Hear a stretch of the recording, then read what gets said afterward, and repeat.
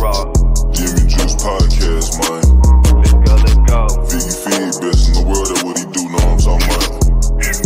Ryan Rock, born and raised in the H-Town, Houston, Texas. Know what I'm saying?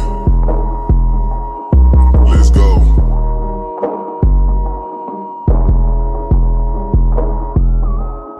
Let's go. In the jacuzzi, smoking threats, I got my feet up. Cut them haters off, I told them beat it. I don't need you. Spend 50 racks in cash, but it's all good, I got my visa. This rolling gun, I'm staring at me like the Mona Lisa. My ghetto, Nikeisha. I beat it like a creature. She always like my sneakers. These Jordan 5 pink aces. Let's go. I'm knocking them down, baby, back in the row. He really the one. They already know. Don't know my chains, go put on the show. Giving up gins, sipping my juice. Counting the beans, addicted to ends. I need to back in on whatever I do. We get it in on the daily. I get it rocking like this with the 80. We really 10 toes down on the pavement. What's up? We about to see what they say. Rockin' gym, vippin' juice. Rockin' gym, vippin' juice. Rockin' gym, vippin' juice. Rockin' gym, vippin' juice. Let's go. Gym, vippin' juice. Rockin' gym, vippin' juice. Rockin' gym, vippin' juice. Rockin' gym, vippin' juice. Let's go. What do you have to say to everyone if we still consider the Astros cheaters?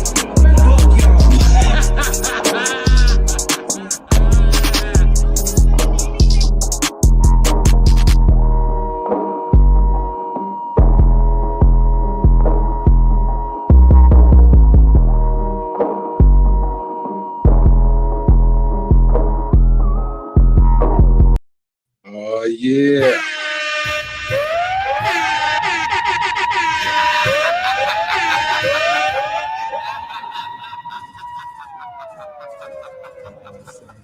Qualify.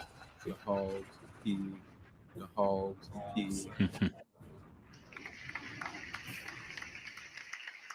Yeah, I never heard the applause drop. Where's don't you have the ooh? Yeah, I did. I don't think I got it on here now. Yeah, but I did have that. The Harriet coming down. Harriet Wilson coming down the stairs in a little dress from Family Matters. Yeah. Ooh. Come on, man. Ain't nobody oohing and eyeing over that. Dog, you know what? We had a great conversation about music that white people took from black people and also what black people took from white people. And I'm upset because we missed the biggest one, perhaps. Which one? We didn't mention Baby Got Back. Oh, yeah. That has to be like top 3 songs they just took, and now I can't believe I forgot that. The funny thing is, it's so much irony in that, because he was talking about how white girls ain't got no ass in that song. and it'd be the white girls with no ass that's getting hyped over that song. He was making fun of white girls in that song. That song was really a revolution. People want to put like, oh, Kim Kardashian made having a big ass, and maybe she popularized the BBL.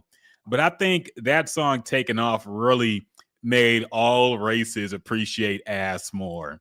I feel like it wasn't like that until I don't even know. I wasn't really around or aware enough when that song first hit. That shit was the early 90s. But I feel like that song and songs like it, the Thong song was one of them too. Like those songs really started the ass movement all around, where it wasn't just black people. It was everybody wanted a nice little round shapely ass. Yeah. And so yeah, we got to thank him. Yeah, it just because I mean I don't know around that time if anyone was just making a song about butts.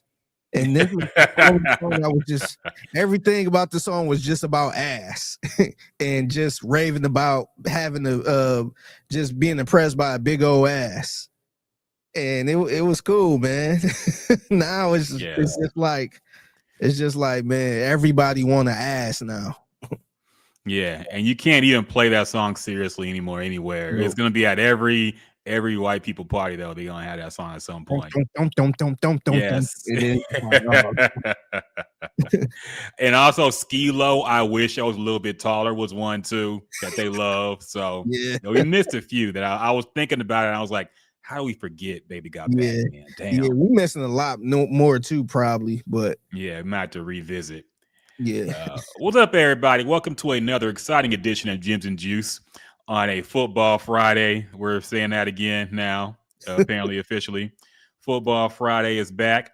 Matt in YouTube said, Figgy rocking that U of H red. Go Cougs. Good evening, gentlemen. What's going on, man? Hell yeah, he's repping the Cougs, man. He's repping harder than I am. I should be repping the UH. Yeah. But I only got like one UH hoodie. That's all, and one beanie. That's all the merch I got from UH, man. Hey, I'm sure you got that expensive ass degree too. Yeah, that I'm still paying for in these fucking loans, man. But you know, what can you do? Yeah. By the way, a quick programming note. I know next week we'll make 300 episodes. Yeah. So salute to that. And plus and I want to say next Friday I won't be doing the show because I actually got to go to the U of H game. Okay. They play Colorado. So so Coach Prime will be over there at TDECU Stadium. Oh yeah, he is. Oh yeah. I keep thinking, I keep having to remember that he's still coaching over there, even without his son. So yeah, that's cool though. Yeah. So I think it's gonna be like a super sellout because of Dion. Probably so. Probably so. It's funny because I was supposed to go to the first game, and it was just like, how many tickets? They pretty much said, how many tickets you want? And I'm like, I was sad because I couldn't go to the game. I had something to do. But I wonder if they gonna keep that same energy for this one. If they just gonna hey, how many tickets you want? So, yeah, I don't know, man. It might be a little rougher this time. Yeah. I might get one ticket. Yeah. But UVA games are fun, man. They're fun to go to, good atmosphere. Everybody's hyped up, excited. College football in general is really fun live. Yeah. Fun environment. The bleachers are fucking uncomfortable to sit in, especially when you're older. So I don't know if I go now because my back be hurting and shit, man. Yeah. But regardless, it's still fun. Still a fun environment to be around. So yeah, enjoy it, man. Yeah, it's gonna be fun, man. It's gonna be a lot of people there just off the strength of the Dion effect. Oh yeah. Yeah, it should be fun, man. Hopefully U of H can beat them, man. I think they play Rice today or tomorrow, but yeah, I hope if they could beat Colorado, man. I mean, I kind of be high. And I know Colorado ain't a top 5 team or nothing, but still, man, to beat Dion, that'd be a cool thing, man. Hey, man, I'm looking forward to it, man. Hopefully just be a good game. But I haven't been keeping up with the Cougs lately. But I gotta tap back in, see what they're looking like. So. Yeah, and in other news, we'll keep it on football. Football is back. We had the Eagles and Cowboys game on Thursday. I watched up until the weather delay. That weather delay was too much, man. It was like an hour long because they saw some lightning. Yeah. And after that, I went to the gym and just said, fuck it. And I came back and the final score was not much different from the rain delay before halftime. Yeah. So yeah, exciting first half and a very slow second half. But what do you think about the game, and what do you think about Spitgate? Jalen Carter getting ejected for spitting on Dak Prescott. Yeah, I thought the first half was really good, man. I was enjoying it. For some reason, I thought the Cowboys were just gonna be bad as the Browns type of deal, but they were moving, man. They were in the game the whole time. It seemed like the Eagles was a little bit sluggish. They was moving too, but it seemed like they were kind of struggling a little bit. But I enjoyed the game. Just like you, once I saw it was a rain delay or weather delay, I was actually at the bar watching the game. And then around halftime I left. And by the time I got home, I tried to cut the game on. I'm like, weather delay. And at that point, I'm like, man, I ain't about to sit up and watch this shit, man. These ain't my squads, and weather delays can go for an hour, man. So I'm like, nah, I'm cool. I ain't about to sit up and wait on this. But as far as Spitgate, it's funny. I had no idea. It's funny because the game just started. You had the kickoff, and then you had a little scuffle, and whatever was going on. and all of a sudden you see Jalen, I think it was Jalen Carter, thrown out the game. I'm like, what did he say? Like, he had to say something bad. He must have said the C word or something to get ejected. And come to find out, when I seen he spit, I was just like, oh, okay, yeah, that gets you thrown out of the game, man. Like, spitting is like saying the C word over in the other country, man. Mhm. Like, once you spit, man, that's damn near a misdemeanor. So when I seen that, I was just like, yeah, nah, it's tough to defend that. And I know later on, I ain't see it till this morning, that they said Dak Prescott was spitting near him. And at that point, I kind of roll my eyes a little bit, because I'm like, damn, we really about to be doing this with spitting. Now we about to sit here, break down the attempt. What was his attention while spitting his direction and all that shit. I'm just like, man, all right. But I felt like that was the right call, man. I never understood people that spit on other people like that. That got to be the most disrespectful thing you can do. Like, just punch me in the nose at that point. Just give me a sucker punch. Like, at least you respect me enough to try to fight me. But when you just spit on somebody, you have no respect for them. Yeah, that's some nasty ass shit, man. As far as what Dak did, from what I saw, apparently he spit out the ground. So it's not exactly the same thing. People were trying to spin it and say, well, he provoked it. Well, I mean, it worked, because he got a dude who's very important to their defense ejected from the game. So yeah, it did work. But yeah, I don't know. I think I was like, whatever. That's just, I didn't think it was worthy of this kind of discussion, because that's just football shit, man. People get heated, people talk shit. These division, like the Eagles and Cowboys hate each other. So we know their past and their history. We knew it was going to be a heated contest. So that's why they put it on the first Thursday night regular season game of the year. They knew this was going to be a big and heated matchup. So yeah, I didn't think it was a big deal. Suspend him. I don't think he needs like a multi-game suspension or a huge fine. No. Like, he missed the first game. That's enough. I'm already over it. So yeah, we shouldn't even be talking about possible suspensions and all that, fines and all that stuff, man. You did something nasty. Nah, hit the showers, and that's it. Yep. And what do you think? I don't think we talked about this. The new Gilbert Arenas show with Skip Bayless. I actually watched some of that today and yesterday, and I actually kind of like it, man. I'm not gonna lie. I kind of like it. I for some reason, I kind of miss Skip in a debate with other people, because it is entertaining, man. And you have this today. It had like Richie Incognito was on there. Aqib Talib is on there. Some random who? I said all the troublemakers. Yeah, basically. They put him. He got fired from FS1 and got put in prison. Man, they said, let's gather everybody. Let's make a what was that movie that had all the people that was in jail? Well, it was was it The Longest Yard? Yeah.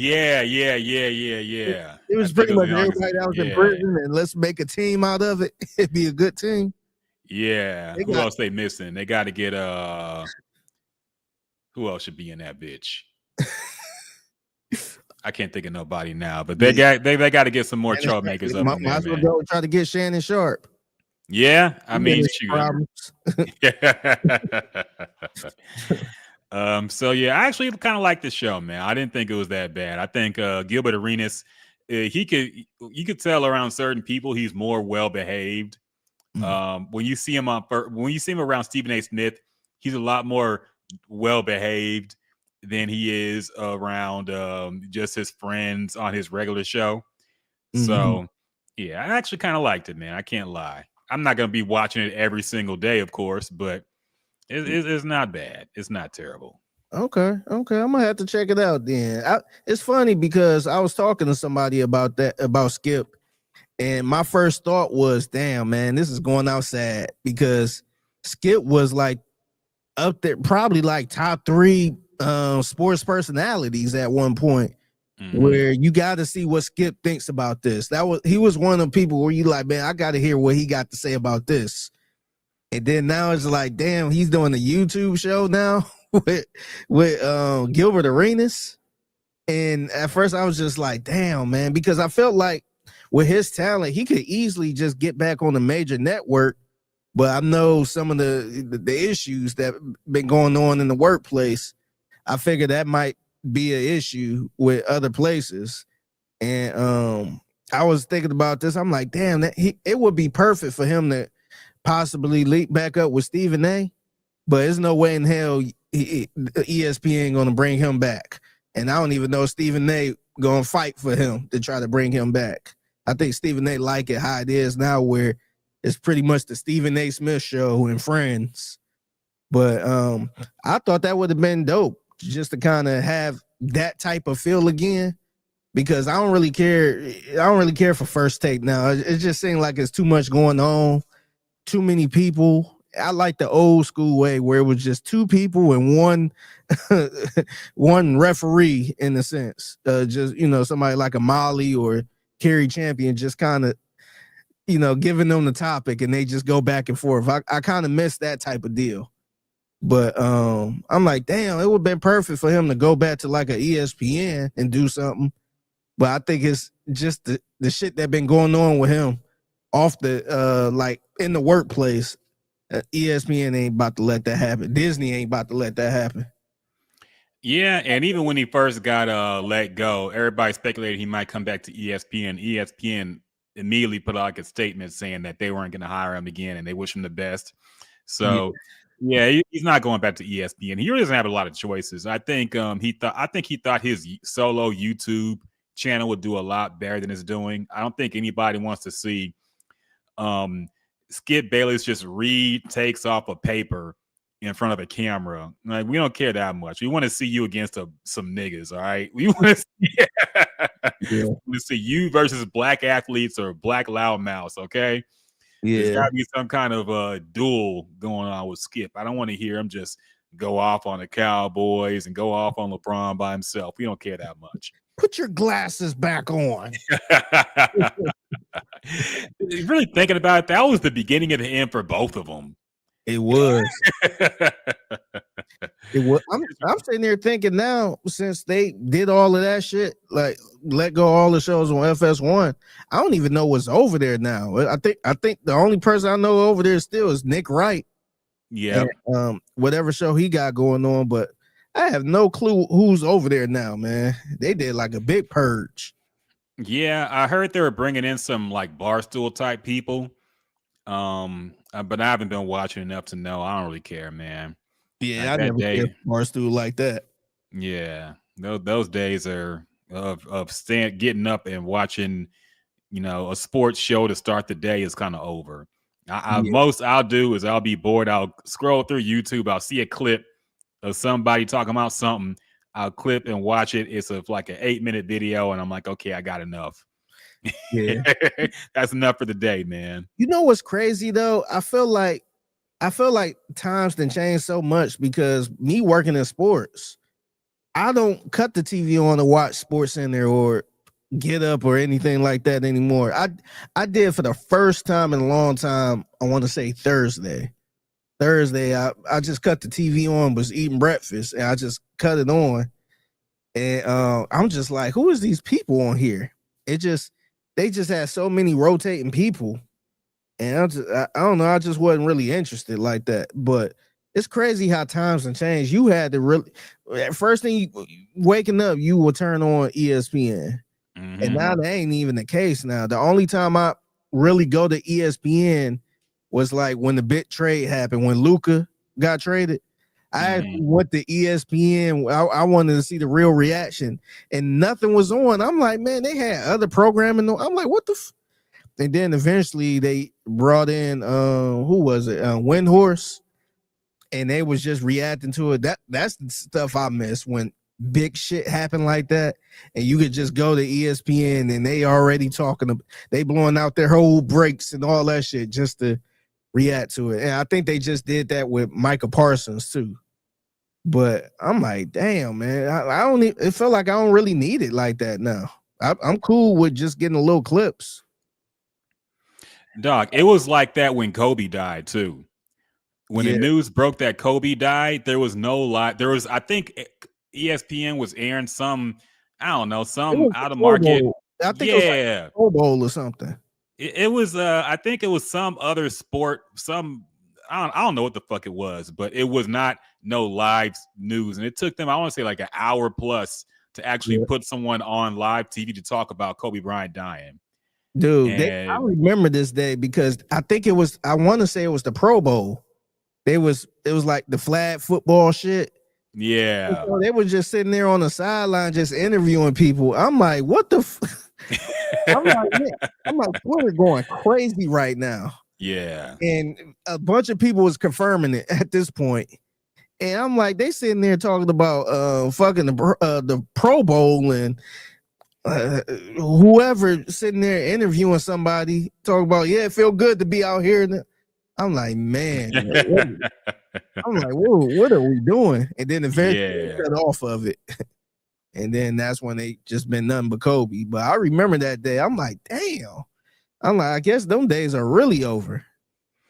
No, for real, man. I think it's tough too because ESPN, they, with them being a major network, they kind of got to do their job too. They can't really jump the gun as fast because you know, I know Twitter and social media be getting some news real quick, and I guess they got to do their job to make the confirming and make sure everything is good before they jump out there. Yeah, and sometimes they're like, if they're airing like a college football or something game or college basketball, whatever, sometimes they're like locked in a contract to air that shit. Yeah, they can't just jump out of it and say in 24-hour Kobe death coverage, you know. They have to finish the game. So yeah, it's wild, but it kind of highlights how we don't really need 24-hour sports networks anymore. Seeing as how, you know, remember a few weeks ago when they brought back Rich Eisen for the old school Sports Center? Yeah. And everybody was like, man, why don't they bring this back? Man, I miss this. Why don't they bring back this Sports Center? I miss this, just highlights and one guy talking. And like, y'all know y'all not going to watch that shit, man. I get sick of people saying, let's bring back this outdated thing from 1995 like it's going to hit the same. Like they did the same with MTV. How come MTV don't play videos? Because there's no need for it anymore, man. We got the internet. When on the internet, you can see highlights 5 seconds after it happens. You mean you gotta wait till 9 p.m. Sports Center start to get your highlight fix? Or to see who won?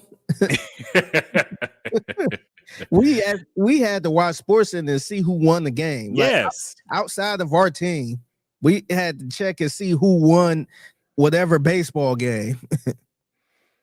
There was shit you didn't know. You would not know what happened in sports for a day until you watched Sports Center in a lot of cases. If there was some crazy fight at a baseball game, you wouldn't know till you saw it on Sports Center.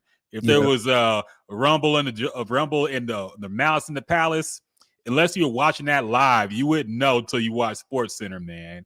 Because there was no Twitter at the time or no social media at that point to where you would know immediately some crazy shit happened. Yeah. But now we have all that. So it's really pointless for people to cry about those and say you're not going to watch that shit.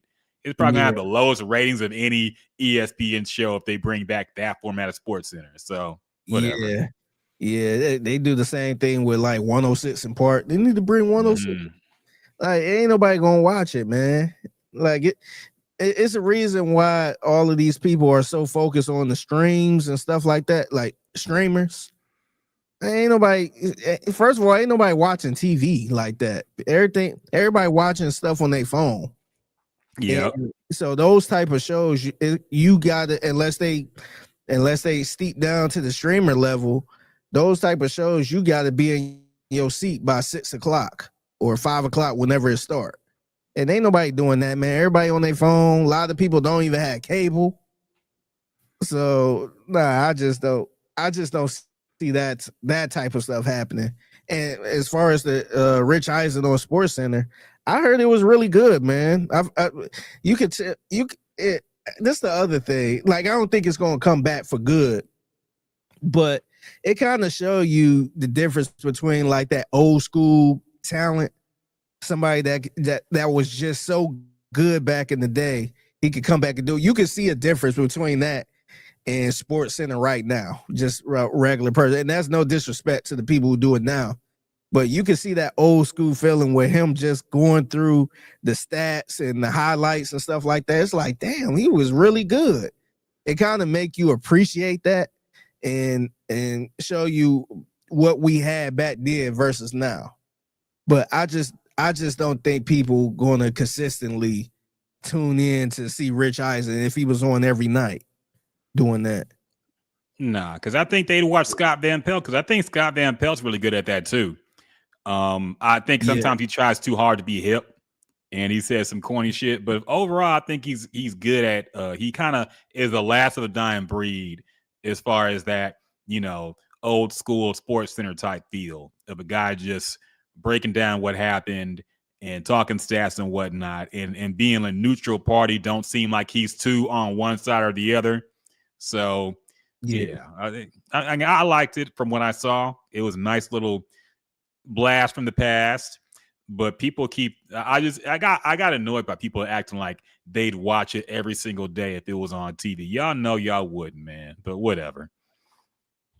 Yeah, I think what they should do is once in a while just kind of bring it back a little bit. Just not him, but maybe if they had somebody else that could still be active, maybe once a month or once in a while. I ain't gonna say once a month, just once in a while. Be like, hey, we're gonna throw it back. We're gonna have so-and-so host the Sports Center at night. Just kind of bring that feeling, because it is a good feeling. I just don't think it's something that needs to be permanent. Yeah, no, I agree, man. But no matter what they do, I'm not going to be locked in on Sports Center every day. I don't really care that much. I'm not going to pay for ESPN plus or whatever the fuck they got going on now, man. Oh, yeah, speaking of which, and our final football topic for today, probably, NFL Red Zone. Everybody is upset because everybody knows the NFL Net Red Zone is moving to ESPN under some new ESPN package. I don't know the details really, but apparently they've announced, or the host has announced, that they're gonna have commercials, and everybody's losing their fucking mind over it, and saying there's all these takes about the capitalistic society and how we had a good thing and how if ESPN just ruins it. And to be fair, it is not ESPN's fault, because ESPN can't even make that decision because they don't have it yet. So they have no say in the red zone programming. This is the NFL making a decision. Yeah. But how do you feel about this news? Are you a red zone fan, and were you upset by the news that they're going to have at least a few commercials this season? Yes, I'm a red zone fan, but I knew it was coming, man. Dog, it's impossible to have anything without ads now. Like, I'm surprised it lasted that long. Because I felt like it should have been the ads and stuff going on with that. But I'm not surprised, man. It didn't bother me.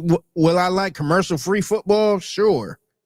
But this ain't like I get it, man. I get it. They try to make any type of money they can. I just think it's kind of funny how they were advertising it as commercial-free. Like, that was their whole thing. Commercial-free football for 12 hours, or however many hours it was. And now they can't really go by that.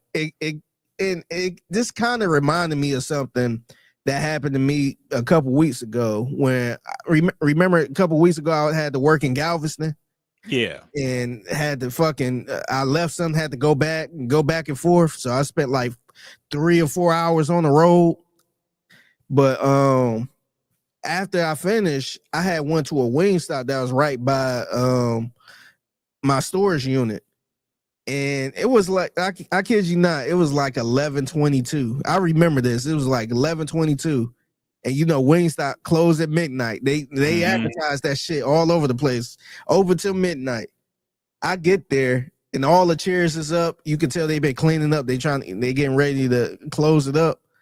Man, they was looking at me like I had 3 heads. And they was like, hey, did you place an order on the app? I'm like, no, I just walked in, just wanted to order something.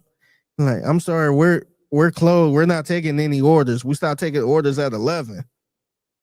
I'm like, 11? I'm like, damn. And mind you, I'm the type of person, whenever it get too late or close to closing, I don't go. Like that's just a personal thing. Like I'm not trying to go to Popeyes and they close at midnight and it's like 11:55 or some shit. I just don't even go because the food ain't gonna be fresh and they get you getting the last of it. So me personally, I try not to go. But with Wingstop, it was like 11:22. So I'm like, it should be all right. Like it take 20 minutes to cook the wings. Like your order usually take about 20 minutes. So I thought I was still in the good. But they pretty much said they stopped taking the orders at 11. I'm like, damn. But my point in saying that story is they were sitting there advertising, open to midnight. And it's not open, it's not fucking open at midnight. Like, what's the purpose of it at this point? So that's why it seemed like NFL Red Zone now, how they used to promote the whole commercial free thing. Seemed like that shit is out the window. But to me, it don't matter, man. It's like if they showing a little second ad, it's not gonna take away from the fucking game, man. I don't understand the big outpour about this. It'd be one thing if they just getting rid of highlights or something like that, but they still gonna show every fucking play that matters. They just gonna throw in a little 15-second ad or 10-second ad there, here and there. Like, ain't nobody sitting there glued for fucking 8 hours or however many hours sitting there without looking the other way at some point. Like, so what is a 15-second ad? So it don't bother me to me. Yeah, and it's funny about your Wingstop story because there's a Wingstop near the gym I go to, and I don't go to Wingstop, so I haven't even been in that one. But I do see the employees walking out at like 10 p.m. And I'm always checking the fucking door sign. I'm like, wait, y'all still open, right? And it says until midnight. But I be seeing the employees walk out at like 10:30. I'm like, wait a minute, y'all. What the fuck is going on? Wingstop is crazy. I feel like they act like how we think Popeyes people act. If Popeyes did this shit, I'd be like, okay, I get it. Wingstop, y'all supposed to be a little more, upscale, right? Yeah. You can't be leaving. You can't not be. We don't take orders after 11. Yeah. Come on, man. What the fuck? I'm like, damn. I'm like, y'all might as well lock the door there. Yeah. What's the purpose of this whole minute? It'd be one thing if I walked in at 11:55 or some shit. Then they'd be like, nah, we not doing that. Like, I totally get that. And I wouldn't even try to order nothing around that time. But I'm like, dog, it's 11:22, man. It's still a little bit time left in the game. So I was just like, damn, all right. Like it's all good. But I couldn't believe that, man. That was kind of shocking. That's some wild shit, man. Yeah, I'm like, man, don't even advertise the whole we're open to midnight thing. You might as well just lock the door. Yeah. So fuck it. Yeah, just close up for good. Cut the light off and all that shit, man. Like I don't know what was the purpose of advertising to midnight? I just don't get that. Yeah, that's some wild shit, man. I'm usually not a complainer, but that might be worth filing a complaint or doing at least a negative Yelp review. Like, these motherfuckers closed at 11:22. I tried to get some wings. They said there's no more. We can't cook it for you. So, yeah, that's some bullshit. And I didn't work. I didn't work at Starbucks where at one point we closed at 12 at midnight. Mm-hmm. And we had to keep fucking serving until the fucking line was clear outside in the drive-through. And I'm not sitting there saying we had a full bar of shit, but when people come through, if whatever they asked to order, we had to fucking make it. Like, we would break down stuff to make it easier so we could get out even quicker. But we never just 11 11:30, we just like, oh no, we ain't serving no more coffee, man. Like we would get in trouble for that shit, man. It was motherfuckers coming there like 11:55, 11:56. You still had to serve, man. And it was one time the line was out the door. I don't know what was going on, but the line was out the door. It was like 12:10 at this point. We had to serve them until we had to bring somebody outside to make sure it was done, to, you know, to kind of wave people off who was still trying to come in. But in that line, once you get in that line and it's not 12 yet, nah, it's fair game. Yeah, that's some wild shit, man. That's fucking crazy. I kind of thought it was just that Wingstop. So I'm just like, fuck it. Maybe the manager gone. They trying to get up out of there. So I'm like, cool, man. I don't need you to half cook my wings and all that shit. Like I'm cool. But I thought it was wow. I'm like, damn, y'all start taking orders at 11. Not even just orders on the app. Just walk-in orders. Y'all stop that at 11. Yeah, Wingstop be on that bullshit, man. I don't know what that is. They got some lazy ass employees. But yeah, as far as Red Zone goes, it's funny because everybody blamed ESPN, but I immediately knew this was some NFL type shit. Because the NFL always does this. I remember when EA got the exclusive rights to make Madden, the NFL football game. It used to be NFL 2K by 2K Sports. I think they were called Take Two at that point or some shit. But they made an annual football game, NFL 2K, that was oftentimes better than the Madden of that year. Yeah. And 2K5 actually broke all the standards because it came out at like, I want to say $40 or maybe 30, maybe it was $29.99, and Madden was like $49.99. So when that happened, everybody said, well, EA got scared of competition, so they went ahead and got the exclusive rights, so they ain't got to compete, and they could just put out some trash NFL game every year, and they ain't got to work hard. And eventually news came out that apparently the NFL came to EA and they offered them the exclusivity thing because they personally didn't like that NFL 2K was being sold for cheaper. They thought it made the NFL look like a cheap product. It didn't look like a premium type thing, you know? So it was really the NFL's fault because they didn't want a cheaper alternative, somebody, you know, a cheap NFL game being made or sold. So they didn't care the fact that NFL 2K was better. Yeah. Some people still say NFL 2K5 is the best football game ever made, but they didn't care about that. They said, hey, y'all got to charge premium price for this NFL product. And now y'all got to run ads on Red Zone because we want more money and we want to be seen as, you know, this professional sports entity that's gonna make as much money as we can and squeeze every penny we can out of every opportunity. So that's why the preseason, as much as I hate the preseason, is never going anywhere because they make money off that shit. So yeah, whatever. Yeah, and that's kind of like that with everything, man. Like when Spotify first came out, people don't know this, but Spotify used to be like balls free, like just straight up free for all the music, man. I know Spotify, it got a lot of limitations now for the free version, but I remember somebody, this girl I used to work with, she had Spotify from the beginning, and she was eventually grandfathered in, but she got all of her music for free, man. No ads, none of that stuff.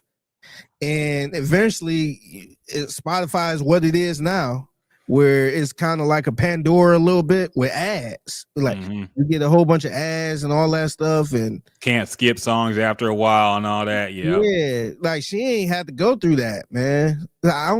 I'm curious to see if she still got that or if they just said, nah, there's no way. There's no way. They definitely this was back in like 2012, 2013 when she had it.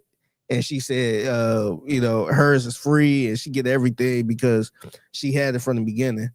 But yeah, man, eventually, man, like ain't nothing in life free, man. They ain't about to sit there. If it's something very popular like that, they ain't about to not put no ads on there, and I'm sure companies probably banging down the door to try to promote on this thing that everybody watches. So, it would be kind of silly if they didn't take that money that was sitting there. I'm sure companies was throwing money at them. So I'm surprised Red Zone lasted this long without ads.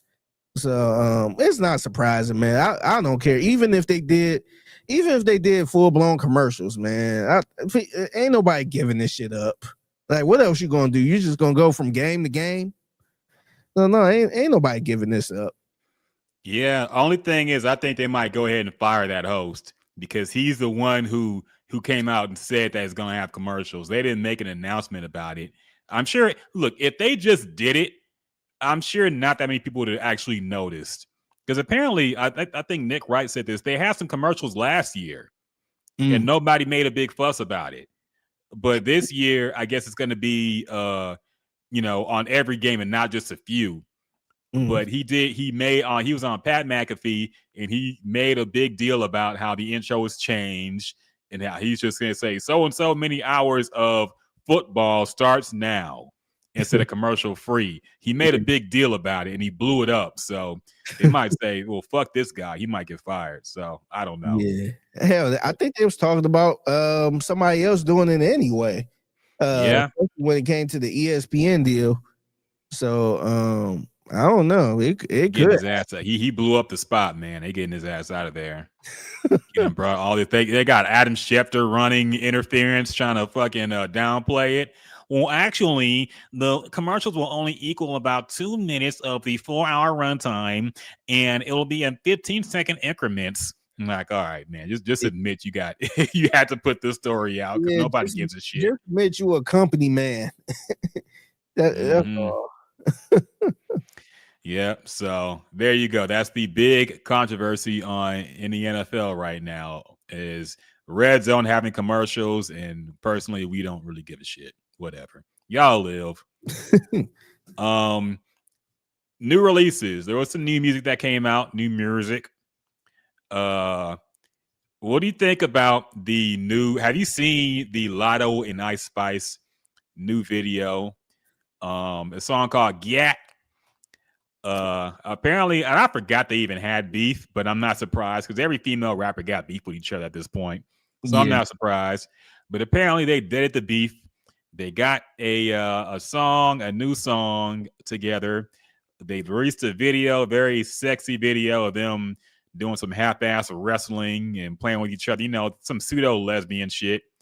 And yeah, so Figgy, do you have any thoughts about this? And do you think these two rappers will be back relevant again because of this video? I will say this. I was kind of shocked that they both got on the song together because they were going back and forth. They didn't get super disrespectful or nothing, but I just feel like people in general, I ain't going to limit it to women in the industry, but just people in general in the industry is fake, man. They all act like they hate each other, then they be cool with each other and all this other stuff. So I was just looking at this like, how can you sit there and act like y'all just so best friends now after all that shit y'all was going through? But as far as the song, man, I don't know. I like Lotto. I like her voice. She got an amazing rap voice. Like, I like her voice. I like her accent and all that stuff. But I don't know.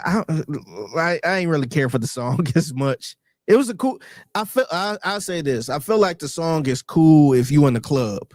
If you in a black club and they put that song on, girls start going wild, I will be like, hell yeah. Like, I'll be like, yeah, let me put this on my Spotify list. But like, that song didn't really do nothing for me. I did like the video though. There's a lot of ass in the video, but that's about it, man. I could probably watch that video on mute. Like, I don't need to play that song. Yeah, to me, it felt like a song and video that were about 3 years too late. I feel like this style of video and song has gotten played out to death now. Like, how many times we gonna see this type of shit, man? Like, I like seeing fat asses jiggle around. But at some point, we got to move on, right? This can't be the wave for a decade. It kind of felt like watching a Shiny Suit video in 2003. You know, like at some point we were off that shit. Yeah. But this video, it feels like very, I don't know, just by the numbers type shit. It didn't do nothing for me personally. Like I said, I like seeing asses jiggle, but you know, there's already porn on the timeline I could easily access. I don't need to see it in a music video necessarily. And it just seemed kind of desperate as well. You know, it seemed like they both told a little bit. Yeah, so let's get together and do something. They were trying to make a WAP, they're trying to recreate that vibe. But at least the WAP video was a lot more creative than this. Yeah. So, yeah, it just did nothing for me, man. It felt like something that, like I said, would have been hot about 3-4 years ago. But now it does nothing for me personally. This is like Jadakiss and Benny Siegel coming out with a joint album. Like this would have been great back in the day. Yep. Yep. 03, that would have been good. That would have been legendary shit. Now it's like, man, this is that commercial with that. Remember that recent commercial with Dan Marino and Emmett Smith and Jerry Rice, all dressed up, but as old men in their old uniform. That's pretty much what it is. Nah, it's like Nas and DJ Premier talking about finally making that album. It's like, all right, man, you about 20 years late. Like, I still want to hear it, but I wouldn't give a shit if I didn't at this point. Y'all, this should have came out in 1996. All right, I don't want to wait. I don't need that shit in 2025. So whatever. Yeah, but I thought it was cool. One thing I did realize, like, I'm not an Ice Spice fan at all, man. She just don't do it for me musically. But I would sit there and watch her videos all day long, man. She do the same, she do the same shit. She'd be there just twerking. If whatever else she doing ain't working, just twerk. Like that's all she good for, a good twerk. So I can sit here and watch Ice Spice all day long, man, without her music. She has to be like perhaps the least talented female rapper to get famous, I feel. Even Lotto, I give Lotto a lot of shit, but I think she's talented. I think she can rap and make songs. Ice Spice, I just never saw it. Everything I saw from her was copied from somebody else. That flow she does was copied from other people. Her shaking ass, everybody does that. And she has no personality, really. She seems like I don't know, something's wrong with her, kind of. So, yeah, I thought she was one of the least talented people to make it on in recent years. And that's saying a lot. But yeah. That's just my opinion, man. Yeah, I agree with you, man. I just didn't really see it. I know at the time everybody, I think it was more of a New York based crowd. Yes. Trying to put her up there with Glorilla. I'm like, man, at least Glorilla fucking entertaining. Like she could sit there talking the interview and you could be entertained. Like this girl, like it's nothing entertaining about this girl. She ain't twerking. So I don't know. I just didn't see it. And then all of her music, and I know you can say that about a lot of artists, but literally all of her music sound exactly the same. Yeah. Like I'm not even just saying that out because, like I said, you could go through a lot of artists and be like, man, they making the same shit. I know, but a lot of people say it with Megan Thee Stallion. Oh, she making the same shit. But no, Ice Spice, if you listen to all her, it's the same flow. It's the same type of beat, like nothing different. It's literally the same, dog. I just don't see it. And every time she pop up, somebody try to put a song out with her, like somebody tried to drop it on the timeline, something like that. And I mean, like, let me see if she switched it up a little bit.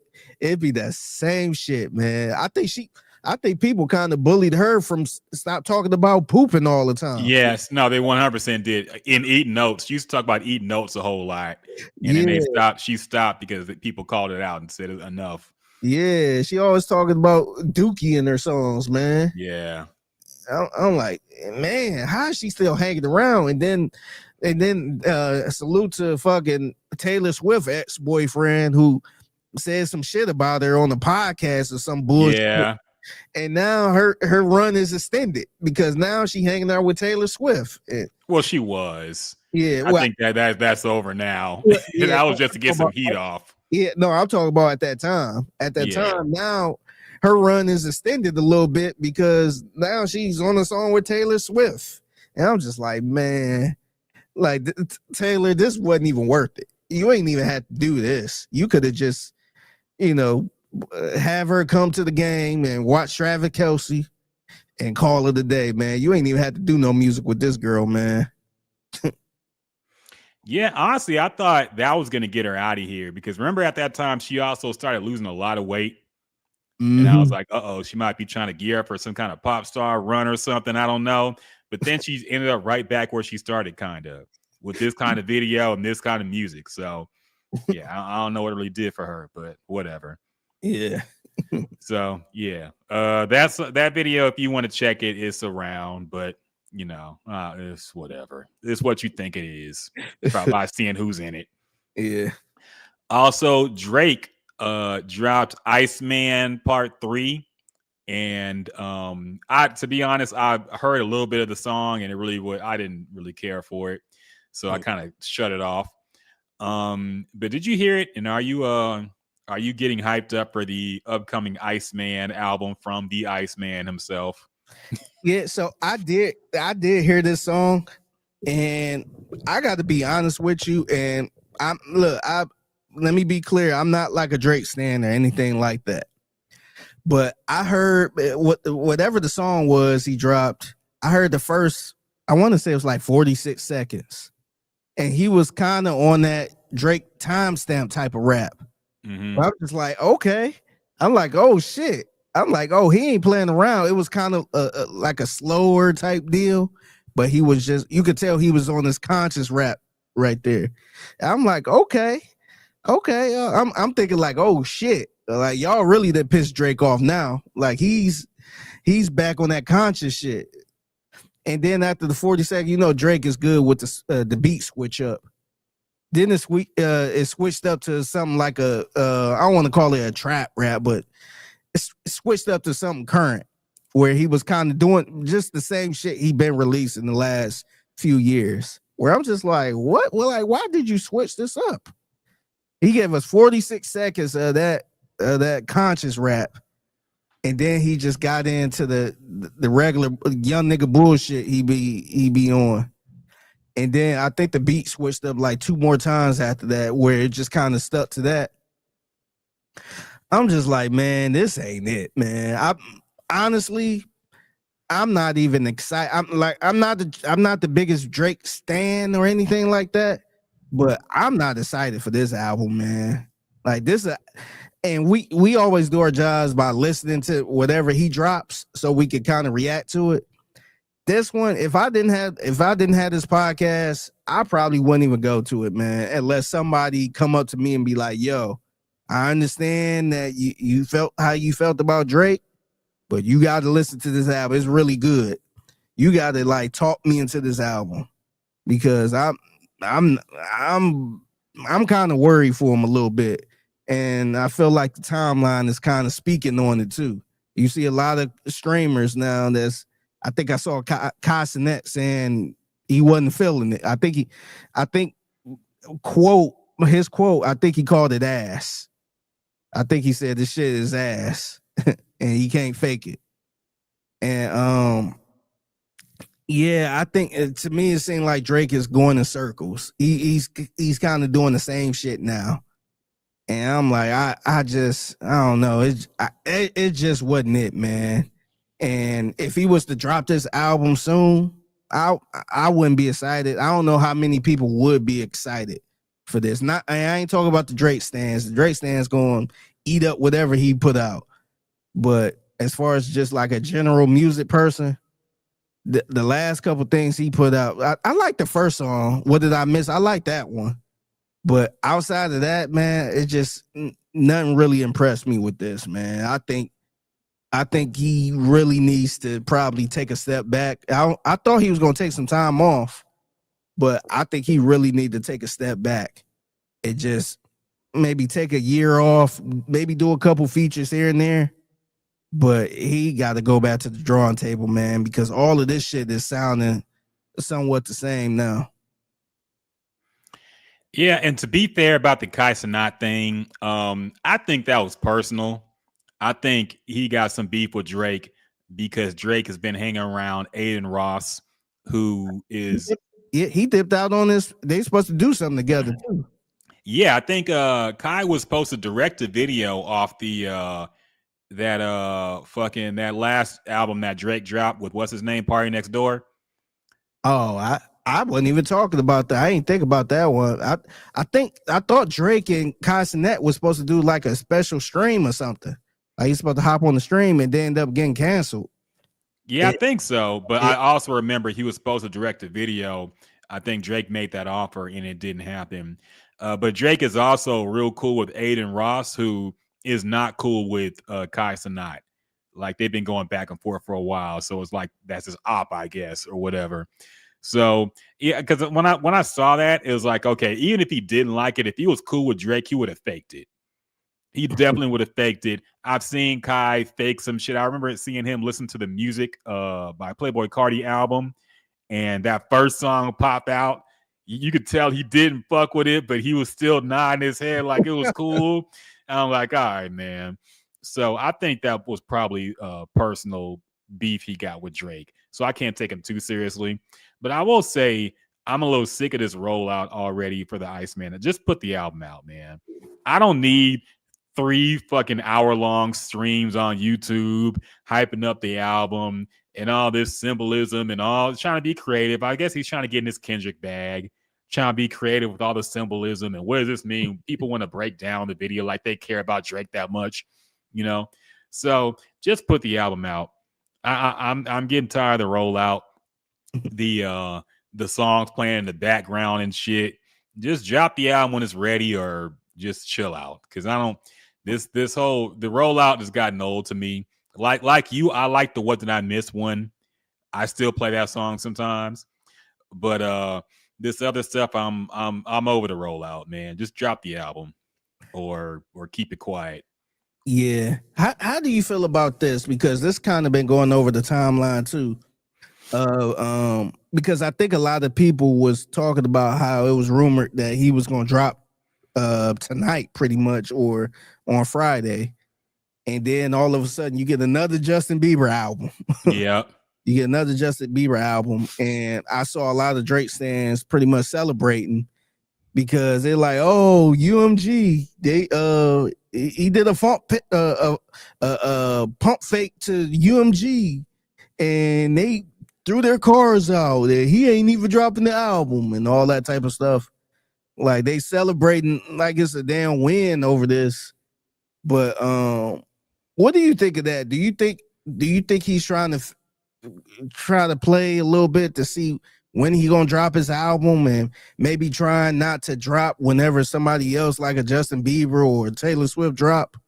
Or is this like I'm trying to figure out what he's trying to do here.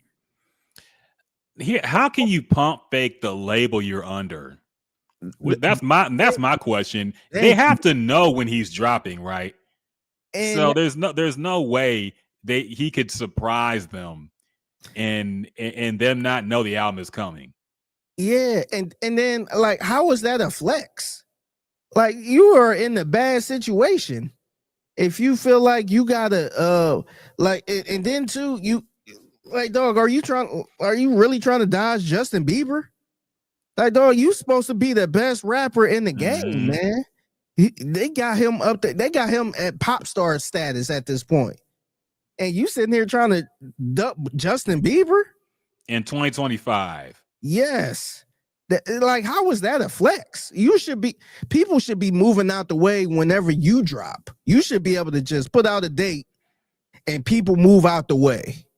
So you sitting here trying to duck and dodge? Like, that's the part I didn't understand. I ain't understand that flex right there because you supposed to be Drake, Big Draco or whatever. You supposed to be Drake. And I just don't understand how that was a flex. And if let's say UMG is trying to, or whoever is trying to step over Drake and all this other stuff, like, dog, is Drake. It shouldn't even matter. So I just don't understand that flex. Yeah, I don't either, man. And if Justin Bieber in an album with no promotion and no singles can beat your album, then you're not the next Michael Jackson, man. You're not the whatever you think you are, whatever you say you are, you're not that. If you got to duck a 2025 Justin Bieber who with an surprise album that had no promotion and no singles. So yeah, I don't know what the story is behind that, but either way, it doesn't look good for Drake. I feel. Do you feel like he's trying to not be in the way of somebody though? Because I feel like somebody like him should have just put a date out there, be like, "Hey, Iceman coming October 10th." I feel like he should be that person that just throw a date out there. This is when it's dropping.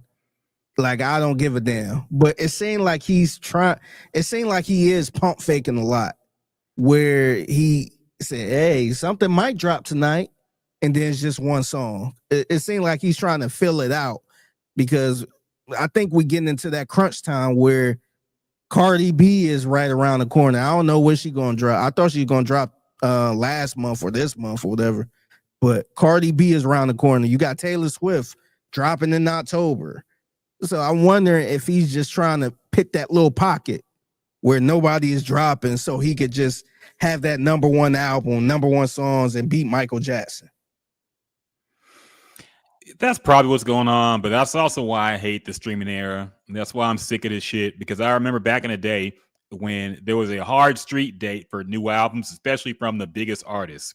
Now, yes, albums did get delayed and pushed back for whatever reason, but for the most part, we knew when everybody was dropping. They did the press run. They had the singles out, and we knew that on this Thursday or whatever the fuck day it is, or Tuesday, the album's coming out. And now we got to fucking guess and be surprised. I blame Beyonce for this shit, because she was the first one that really started it. Yeah, and now everybody want to do a fucking surprise drop. Everybody want to not be honest about when their intention. Like Playboy Cardi done strung his fans along for like 5 years, man. Straight up pump faking, straight up lying about release dates and when he's gonna release the album. And now every artist does that type of shit, and they just say album coming soon, and on a Thursday they'll say album coming tonight. What the fuck? So yeah, it's extremely annoying, and the streaming era is why I'm sick of this shit, because these games that they play to get number one, this is why it's always gonna be fake to me. It's always gonna be fake to me, and you can't compare actual album sales of whenever all the way when albums were created and tracked until the streaming era started and the streaming era, and act like they're the same game that's being played, because it's not. Yeah, nah, I agree with you. And salute to my co-host, my guy John Lopez. We had many arguments about him saying that Taylor Swift is in the same category as Michael Jackson, and I'm just like, man, it's to me, it's tough for me to. Maybe she is, I don't know, but it's tough for me to put it there with all the bots going on, with all the stands going on, with all just looking at YouTube numbers and stuff like that. And Michael Jackson ain't have none of that shit, man. It was album sales, man. And not to mention the industry eventually, especially the Grammys, was kind of going against him a little bit. So he was fighting a lot, man, and was still just doing crazy numbers just off of people standing in line waiting to get his album. So it's like, it's hard for me. It's kind of like comparing the 1970s and 1980s NBA and the 1990s NBA to now. Like, it's hard to kind of compare that to each other, be like, yeah, because today is so much easier just to look at these numbers, man. I can't just look at Taylor Swift numbers or her VMA awards. Like, man, like, of course, like, these record labels are they are in bed with these award shows, man. So I just, it's hard for me to just sit there and be like, yeah, look at how many streams she got compared to what Michael Jackson got. Like, it's hard to fucking do that shit, man. So I don't know. I just can't do it, man. I kind of hate the streaming wars because of that too. Yeah, look, you could argue that Taylor Swift is the biggest artist today, but she had to do a lot of fugazi ass shit to get the numbers she got today, man. She released multiple versions of her album, like a special vinyl edition, then a different edition, then one with some more songs on it, the bonus disc and all this shit, and then merch bundles. She did that. She re-released her fucking old albums, man. All right. And doubled up on her streaming numbers. So you can't take that. There was one version of Thriller that came out. All right. There was one version, and that became the biggest selling album of all time.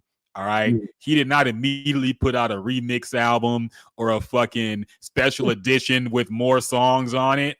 It was just Thriller, and that was it. All right.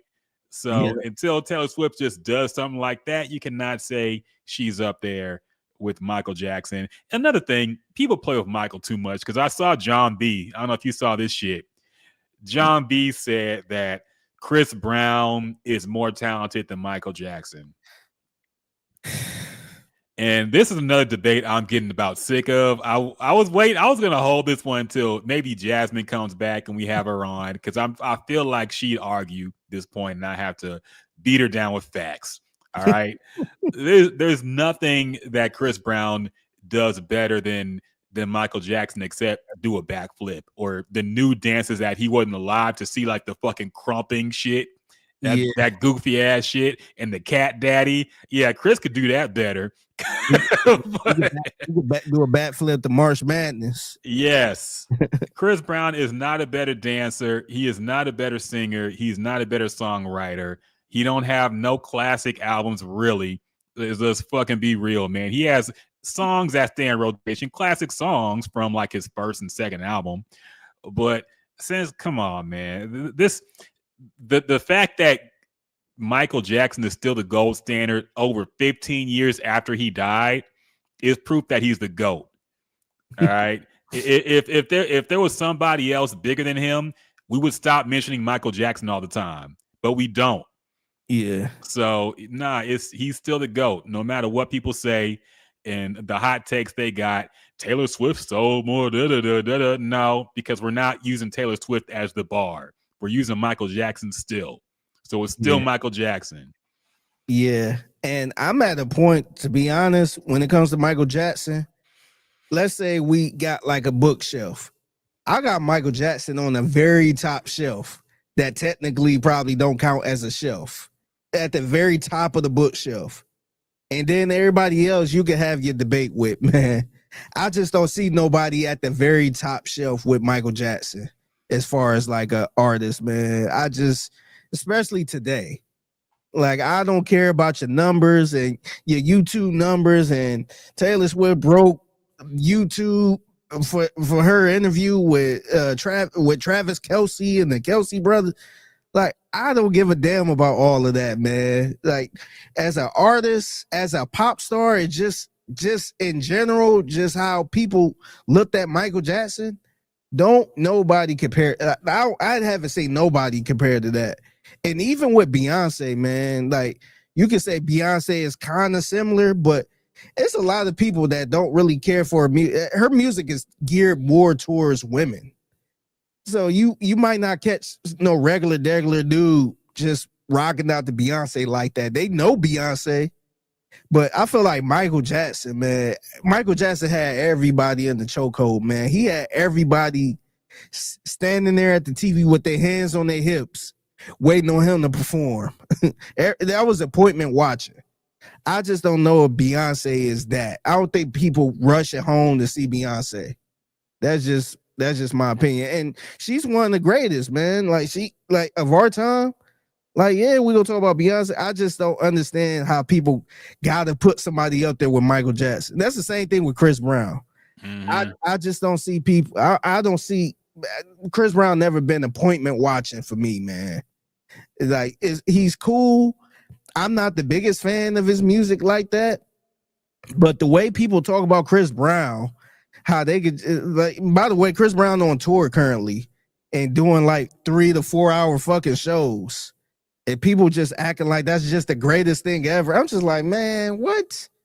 I don't know. I just don't see it. He don't have that Michael Jackson effect, man. I just don't see it. And I feel like now, like you mentioned, John B.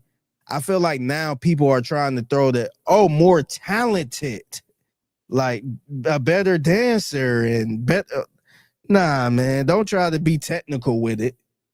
I just don't see it. Yeah, no, 100%. This, you know, I remember when we were first doing the podcast in the early days, and I said Chris Brown was like the Penny Hardaway of R&B. You know, he had all the potential in the world. He could have been the next MJ, the way Anthony could have been the next Michael Jordan. Chris Brown could have been the next Michael Jackson. But after the Rihanna shit happened, and he was never the same. He was never the same. The fucking gang banging shit he started getting on late in life, the fucking all the issues he had, and the music just was not as good. Yeah, it just wasn't, man. He had some songs, he had some good songs, but he never reached that peak of, like you said, appointment watching. They never premiered a Chris Brown video on network TV and made a big deal out about it.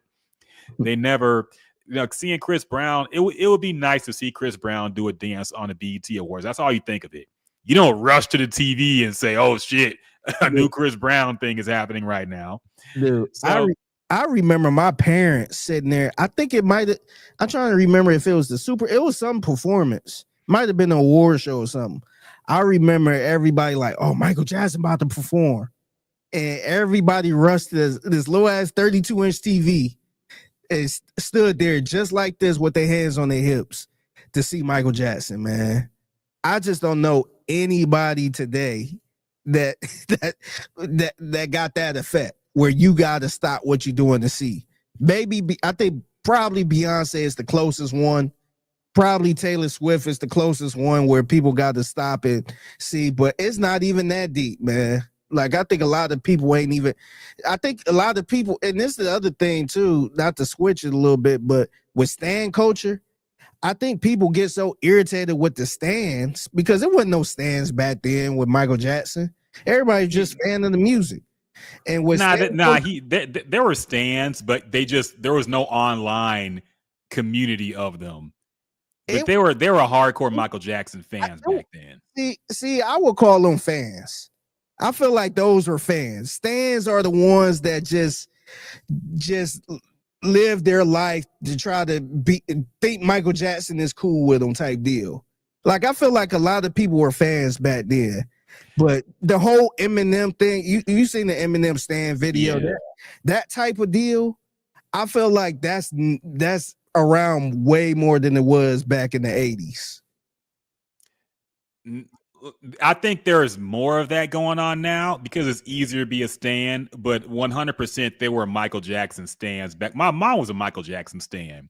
My mom had all of young Michael Jackson albums. She had posters. She had magazines, and she wasn't even hardcore like that. There are some people who revolve their entire life around Michael Jackson, who got all Michael Jackson memorabilia, who stalk him and want to know where he's at, went to all his shows. Those were around too. But like I said, there just wasn't an online community. But would you consider that like a stan though? Yes. I feel like that's a general fan. Like it's a lot of fans that buy all of their merch, that go to all of their shows. Hell, I think I had an auntie who went to one of the hotels I think the Jackson 5 was performing. And she was a Jermaine fan, and she went there with the poster and all that stuff. I feel like that's a traditional fan. I feel like that's a legit fan. I wouldn't look at them as a stan where if you say anything bad about them or say I don't like a song, then they fucking giving you a death threat or some shit. I feel like these stans now are just running up the strings on purpose doing all type of stuff to kind of feed into the craziness of the fan base. And I felt like it wasn't that deep like that back then, because I feel like a lot of people, they would buy the album and enjoy the album and go to the shows and all that stuff. They wasn't buying like 4 or 5 albums to try to boost up the sales and all that shit. I feel like that's what the stands are trying to do. They trying to run up the strings. They trying to do all of this stuff to support. And I just don't think it was like that back then, man. See, I think we're gonna disagree here, man, because I think it was. I think the techniques they use have been updated for modern technology. But I think in terms of fan versus stan, I think a fan is someone who is like, I like this artist, I buy all their albums, I go to their show when it's near me. That's a fan. That's like, I'm a fan of Jay-Z. If there's a Jay-Z show in Houston, I'll try to go. If Jay-Z drop a new album, I'll check it out immediately. No, that's a fan. A stan is somebody who molds their entire personality around the artist they love. And that was around back then too. There were Michael Jackson stans who revolved their whole life around what Michael Jackson and his image. You know, they cried when they saw him on TV. Like, that type of shit is a stan, man. That's not no normal fan shit. That was around back then too. We just didn't see it in online because there was no online. See, I think a stan is more of a sickness, man. Like that is a sickness. Yeah, I think it's a sickness where you feel like that person, like I feel like Nicki Minaj stans. I feel like that's kind of a mental illness right there, where it's like, man, this girl don't even know you, and you ready to fight people over this person. I just don't know if it was that deep like that. Yes, it was. I'm sure you had some people back then that was ready to fight for Michael Jackson back in the 80s. But it's at an all-time craziness where I don't even know if people would really like the music. I don't like, even if they didn't like the music like that, I feel like they wouldn't even say it. They just gonna battle for Mike or for whoever, just because they just stuck in that mud type deal. So I like I said, I feel like sure, is probably some people that word definition, I guess, a stan, but it wasn't the high it was now, man. It's ridiculous now to the point people, like, even back then, I don't think it was that bad to the point where other people would be like, man, I hate Michael Jackson because of his fans. It wasn't that deep like that. Now you got people that hate Taylor Swift because they're just off the strength of her fans just being so irritating. I don't think it was that bad like that. The reason that we hate the fans is because of the online community. There was no online community back then. So, for example, if somebody was a stan, they could keep it on the low and you wouldn't even know if they're around you. But now when you get online and you're in any kind of music debate, you look on Chart Data, the Twitter account, and look under the replies, you see a ton of annoying people slinging mud and talking shit, trying to defend their favorite artists. That's stan culture. But that existed back then too. There was no online community for us to see them, so they didn't exist to us. But there were millions of people like that, man, around the world, 100%. But see, the thing is, when you got somebody like a Taylor Swift being shown at the games and stuff like that, people are automatically turned off because it's like, dang, like, we tired. I just think that part of it is kind of feeding into the whole stan culture a little bit. Like, I don't think people would have had an issue if they were showing Michael Jackson at a game a couple times a game. I just think now just the way people are standing over this, it's just like, man, it's unbearable. And honestly, I think Taylor Swift is cool. I don't think she's a bad person, but I just think just like how people treat this and just going over the top of over Taylor Swift, it make you automatically hate this person. And I just don't, maybe it was some people back in the day that hated Michael Jackson. Oh, but, yeah, 100%. Yeah, but it wasn't that strong where Michael Jackson making an appearance and you just automatically turned off. It seemed like he had so much. He had probably the most love a superstar ever had. Like maybe it was like maybe 90-10, 90% to 10%, or 85% to 15% or something like that. It was very high. And it just seemed like even with Beyonce, as soon as you bring up Beyonce, people just so turned off from it. Just like, oh, she ain't talented at it. People just get so irritated. It's just like, damn. Like I don't know. I just don't remember it being like that, man. And it's not even just off the strength of just social media. It's just even older people just kind of get irritated. Just how much people praise somebody, where it just kind of turn you off a little bit, make you not. It kind of make you a contrarian. Contrarian. Yeah. Where you just kind of. You automatically go into defense mode. Like, I don't like this person because everybody just praising this person so much. Everybody praising this person, the way that this girl walk or the way she sip her water and stuff like that. It's just, I don't know. I just feel like in 2025, it just got it's way more out of control than it was. I think as far as why Taylor got that treatment and Michael Jackson didn't, I think there's several factors, man. I think number one, Michael Jackson made music for everybody. So it's very hard. It was very hard in like the 80s to be a Michael Jackson hater. You just had to be a nigga that was trying to be different at that point. Because how in Michael Jackson's career at that point did you not have at least one Michael Jackson song you liked? No matter who you were, there had to be a song. He was doing songs with Paul McCartney. So there's no way white people hated him. So you have to think like there's no way Michael Jackson made music for everybody. So everybody to an extent liked him. Mm-hmm. But Taylor Swift makes music for women, specifically white women. So if you're not that, you're not really going to be into it. And to bring up another example, Madonna got a lot of hate back in her heyday when she was big. And it mainly had to do with her sexual image and things she said about religion. And I think she had beef with the Pope at one point. But people got sick of Madonna pretty quick. She had a lot of haters. And I think that's part of just being a woman in that space as well. A lot of men just not going to like you being, in a certain position.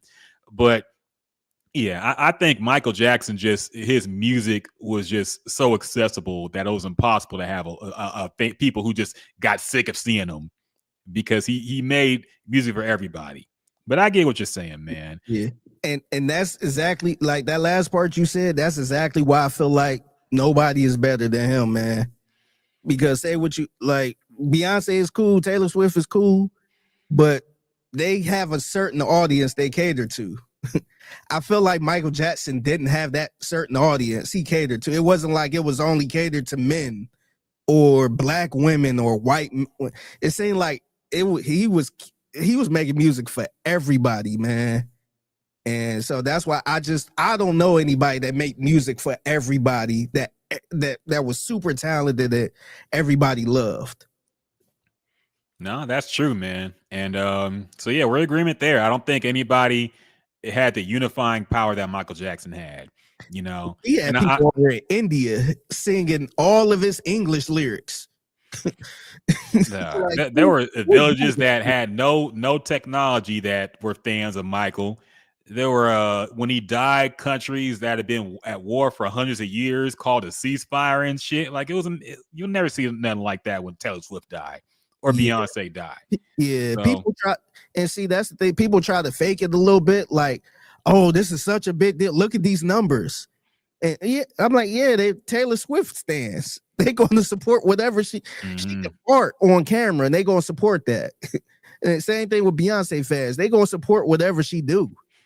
But just having every single country in unison on your death, or not even your death, just music, period, man, is remarkable, man. I just don't see how people try to compare a living artist like that to anyone, man. You can't. There's never going to be another Michael. It's impossible, even if somebody as talented came out. Look, the closest we might get, I think people are jumping the gun with Chris Brown, putting him against Michael. Is he even better than Usher? Is he better than Bruno Mars? Is he more talented than Bruno? Let's be honest. Is he more talented than Bruno Mars? I don't know, man. So let's. I think people jumping into heavyweight, he got to go through the fucking middleweight and cruiserweight fights first, man. You can't just jump into the heavyweights with Michael Jackson. You got to fucking clear your own generation first. Yeah. No, I think, and to be fair with Chris Brown, people just seen the talent of him singing and dancing. I think it was the dancing that got everything. He was dancing just like Mike at one point. I would say just like Mike, but nigga was doing the moonwalk and all that shit, sliding across the stage and all that. He was doing all that. So at that point, and this was early on, he probably wasn't even 21 at the time. And people was looking at him as the next Mike. And they did the same thing with Justin Timberlake. Mm-hmm. So yeah, no, I agree with you, man. I think Usher, I think he kind of slept on a little bit, man. He, like, when you think about Usher, you probably think like, oh no, he ain't nowhere near. But when you go to a show and listen to all the songs he have, you like, damn, I forgot he had this. He got a slept on catalog, man. And yeah, I know we go to the most popular songs and all that shit, but just taking the song out of it and all that, dog, he got some shit, man. He could really perform, man. And I think maybe he is getting his credit, but I feel like people kind of sleeping on him whenever talking about the big R&B, best R&B artist. Yeah, like, he came a long way, man. No, he did. And I think him not being very outspoken like Chris Brown is kind of leads to it. He kind of keeps to himself. But yeah, I don't know. Chris Brown, it might not even be the best of his type of generation around his generation of music. So let's not put him against Mike. Let's stop all the buffoonery at this point and stop comparing people to Michael Jackson, because there's never going to be another one like him. Yeah, just put him on the very top shelf, the top of the bookshelf, and let everybody fight for whatever. Yes, second place. It's a second place duel. Yeah, let's just keep him out of the conversation. He's God. And just let everybody else fight for kings and queens. No, I agree, man. And speaking of Drake, we'll keep I forgot this started with the Drake conversation, I think. But did you see the new Drake interview with Bobby Althoff, who pumped fake like she was quitting doing podcasts, but then came back for a new one with Drake? They kind of recreated their bedroom interview, the first one they did. I only saw a few clips. Honestly, I didn't really care for it because I knew what this was going to be. You got somebody who don't know shit about rap or anything about anything, and you're going to have her interview Drake. I didn't care for it because I knew it was going to be some fluff bullshit interview and nothing I really want to hear. But did you listen to it, man? Did you hear anything that was interesting? I heard some of the clips, to be honest. I couldn't watch that whole thing, man.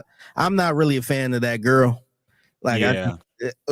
And not even just on them hater shit, but just her style, because she's kind of got that dry humor style. It's not like a professional interview. She just kind of weird and awkward. So I really don't care for that type of style of interview. But I did see a couple clips, and he did address how I guess people calling him a culture vulture and all that stuff. And he pretty much he said he hate that people feel like that. I'm paraphrasing, but he pretty much disagreed with it. I think he addressed the BBL thing, which is hilarious. I can't believe he actually addressed that, but he never got any ab surgery or anything like that. But as far as the culture vulture thing, I thought it was interesting. This could be a hot take. Like, I'm not a Drake stan or anything like that, but I don't even feel like he's a culture vulture, man. Like, I know people throwing that out there. I know Kendrick threw it out there, but I never really looked at him as a culture vulture. I kind of look at him, and I think Charlamagne said it the best. He said he's half white. He's just using his white side for certain stuff. And I thought that was the perfect explanation on it because, like I said, he do a lot of stuff. He helped a lot of people in the game, man. He gave a lot of people a lot of hits. It was a lot of one-hit wonders and all that stuff. You can make the argument and say he doing that to help himself stay relevant, which I kind of agree with. But I wouldn't look at him as like like some type of Jewish label is that just don't give a shit about music at all, but just trying to get in the rap game to make money. I don't look at him like that.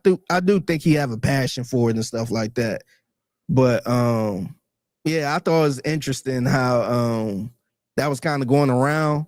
And I'm like, I look at him as kind of, if anything, I would probably label him as maybe a user. And not a user in like a awful way, but a user of, hey, this person got a hot song. Let me hop on it and I'll push it and get you number one. Where, you know, technically it's helping that person, but I'm also getting a lot of the benefit from it.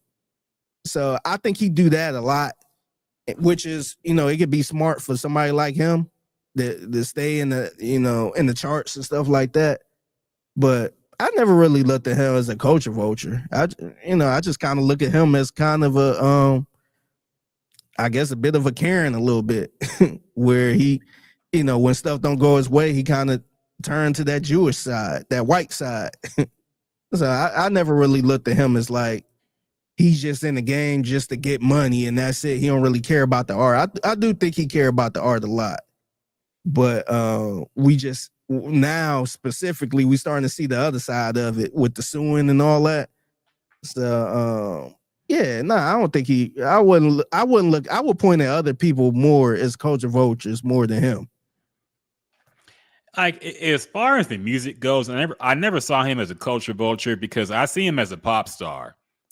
I see him as somebody who wants to have international appeal, wants to go tour overseas, and wants to be famous everywhere. So, of course, he's going to take other styles. He's going to do dance hall type of songs. He's going to have the British flow. You know, that's what pop stars do. Like, when Madonna made La Isla Bonita, did anybody call her a culture vulture saying she was stealing Spanish shit?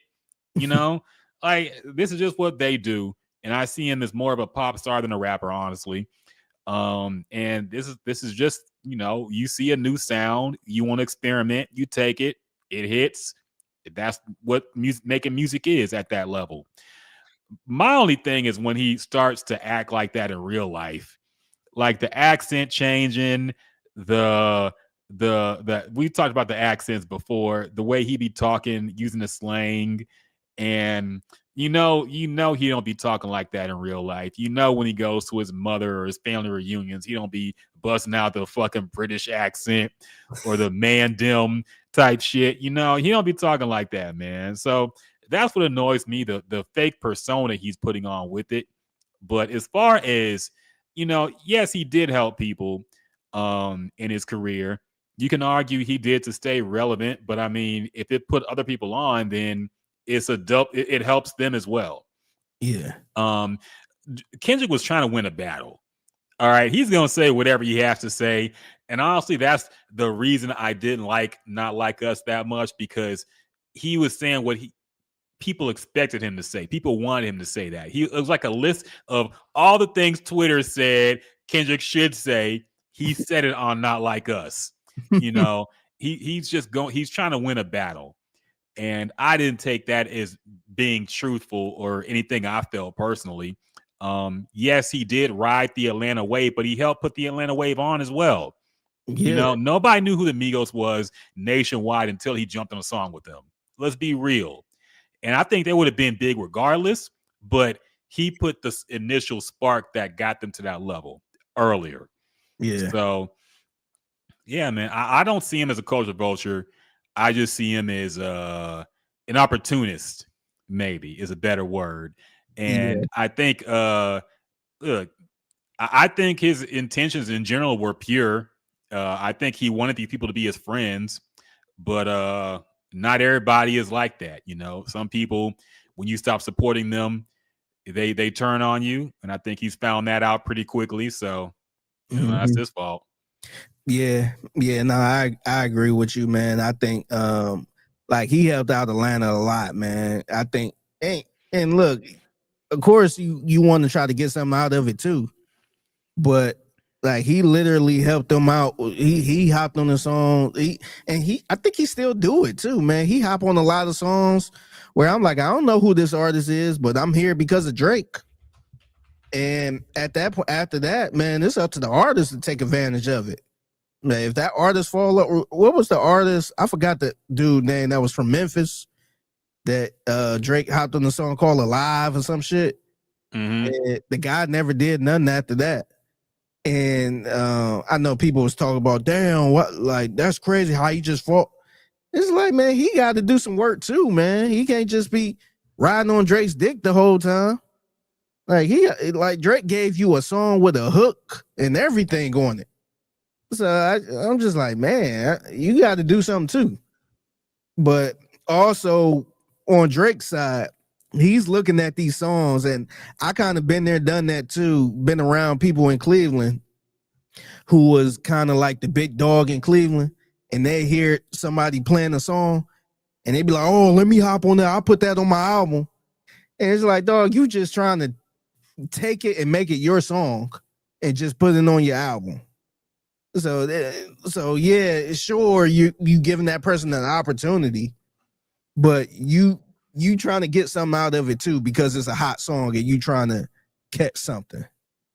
So I think that's what Drake is doing, and hell, there's a lot of people that's worse than that. There's some people that would just take the whole song and just make it theirs. So I think I agree with you. I wouldn't look at them as a culture vulture. Yeah.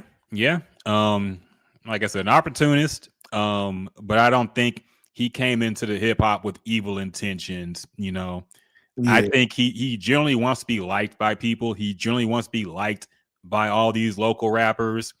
And yeah, I think he thought he was doing them a favor by jumping on a remix with them or whatever, a song with them, and giving them a boost. So I don't know, man. I do think it's egregious how he'll sometimes just take somebody's flow. That kind of got weird after a while. But hey. Yeah. But yeah, he's not like I know a lot of people look at Leor Cohen as like a culture vulture, where I think it's a good argument to make about that, because I don't think he gave a shit about rap music or nothing. He was just somebody that was in and trying to get the money and shit. So I don't think he cared about the art or all that. He was just a big dog that just, didn't give a shit. So I just don't look at Drake like that. I think he legit cares. And I think that's why he be a little too emotional at times, because you got people critiquing him, and people that he probably looked up to at one point that's shitting on him. And I think that kind of get to him a little bit, because I think he do care. So that's why he kind of is the way he is. Yeah. But I think we both agree. I don't think he's a culture vulture. He's just he's just Drake. Yeah. Another thing with that interview too with Bobby, a lot of people been going around saying he need to sit down with hip hop journalists and hip hop media, and he just sitting down with this white girl and all that stuff because he don't want to be he want to control the I guess the interview and all that stuff. How do you feel about that? Do you think he needs to sit down with like a hip hop journalist, maybe like a Breakfast Club or Elliot Wilson or something like that? He don't need to do anything. All right. It's not like an interview will get him any better press or any understanding from most people. Most people have picked a side on how they feel about Drake by now. It would be different if this was an up and coming Drake, but this is a Drake who's so far deep in the game that he doesn't need to explain himself to anybody publicly anymore. But that being said, I would like to hear it. I saw Maul talking about how no matter what Drake says, people are gonna shit on it. People have already decided. I'm like, yeah, but why do anything in that case? Why release music if people just gonna hate on it and shit on it if they don't like him? You know, I would like to see a real somebody who knows about hip hop ask Drake questions that he's not gonna get sitting with a Bobby Althoff or an Aiden Ross or some goofy streamer who's just trying to clout farm off of him. I want to hear him answer some real questions that people have to ask. And if he's not going to do that, fine. But acting like there's no merit in it, there are people who are not insane stands. And I think that's the majority of people out there who are interested in hearing Drake explain what's been going on this past year. And so, yes, I think he should do it, but he's not going to do it. And that's his choice ultimately. I can't say I blame him for not doing it because maybe he's worried that he might slip and say something or he might come across bad. I don't know. But it annoys me how people act like there's no kind of merit or upside to hearing him with a real journalist ask real questions, because people do want to hear that shit. But it's up to him. Yeah.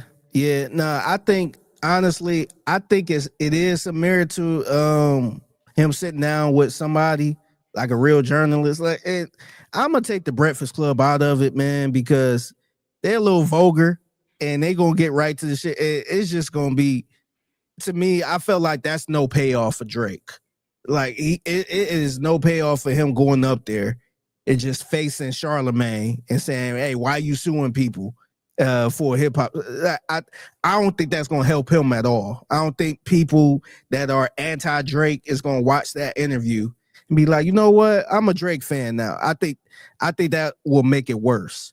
I do think if he sit down, I know he kind of had a little bit of issues with Elliott Wilson during the beef, but if it was somebody similar to that who could just, I don't want to sit there and say, let Drake control the interview, but just kind of prepare him for everything where he can really answer the questions truly and not like a kind of a loose Charlemagne who would just throw something out there and then try to set you up to fail.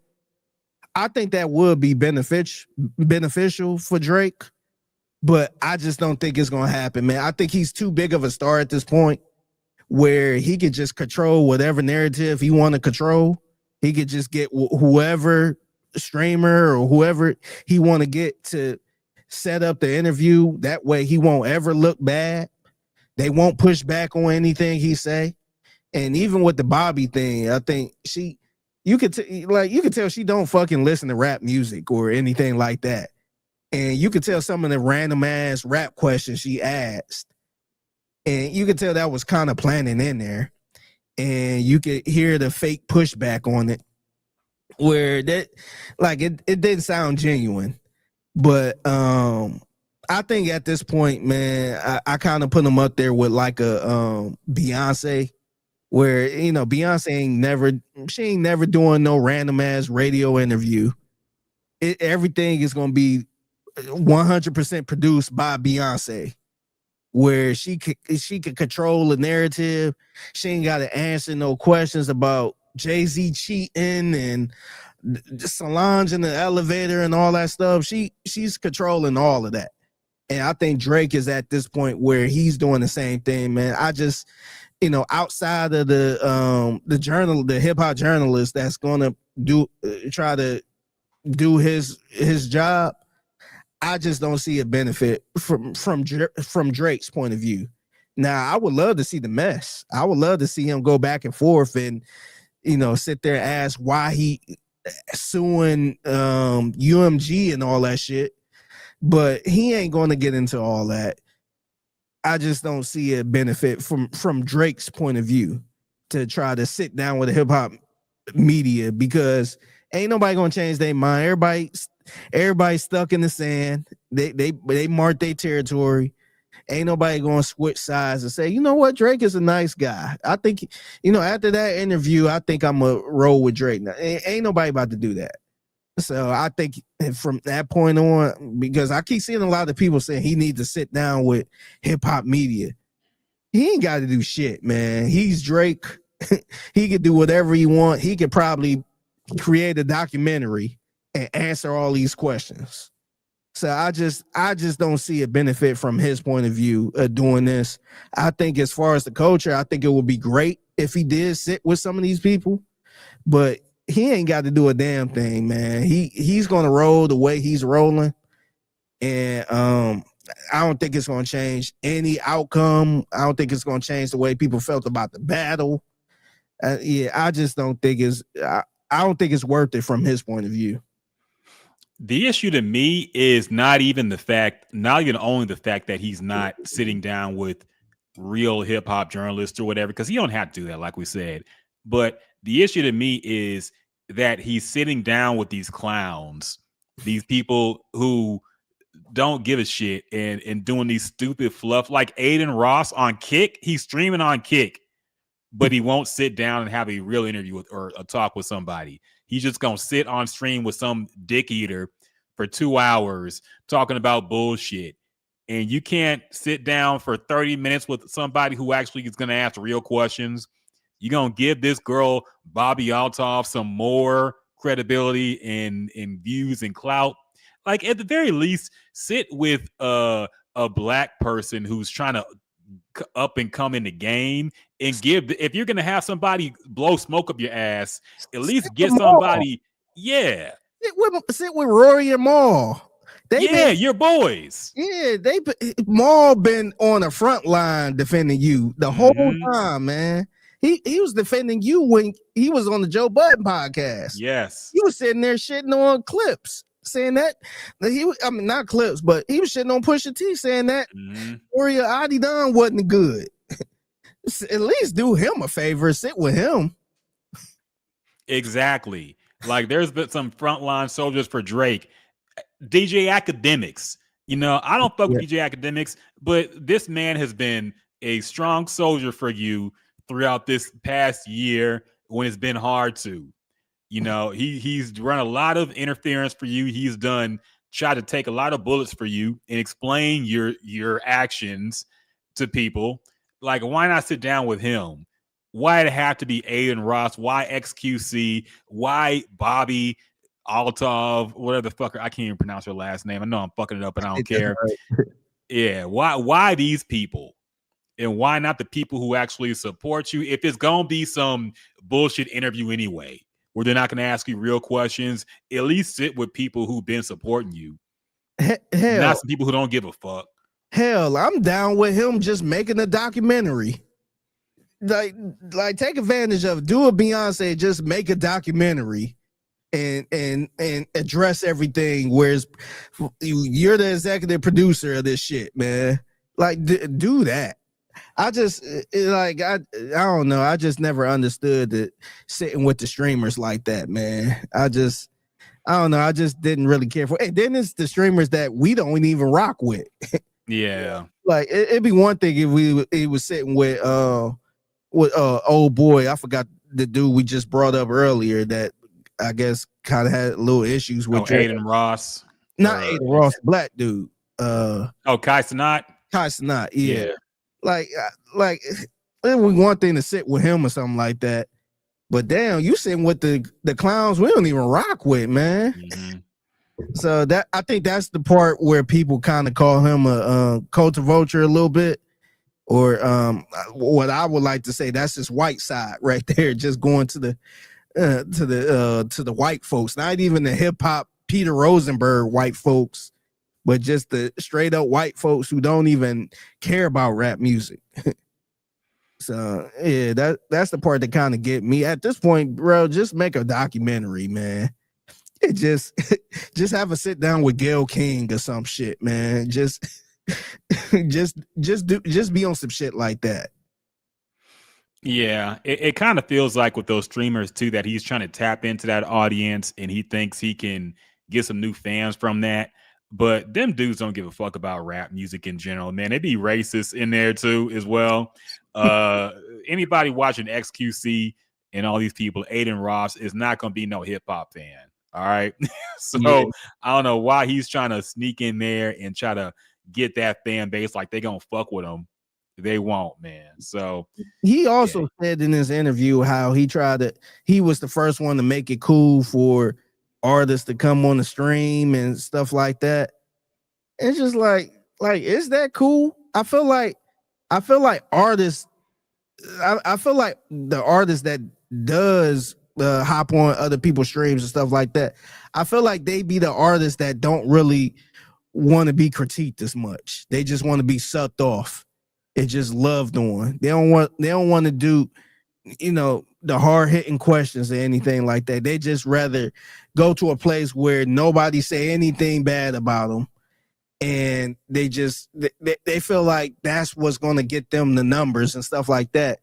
And me personally, I feel like that don't really help, man, because you seen Offset go to a bunch of different streams at one point.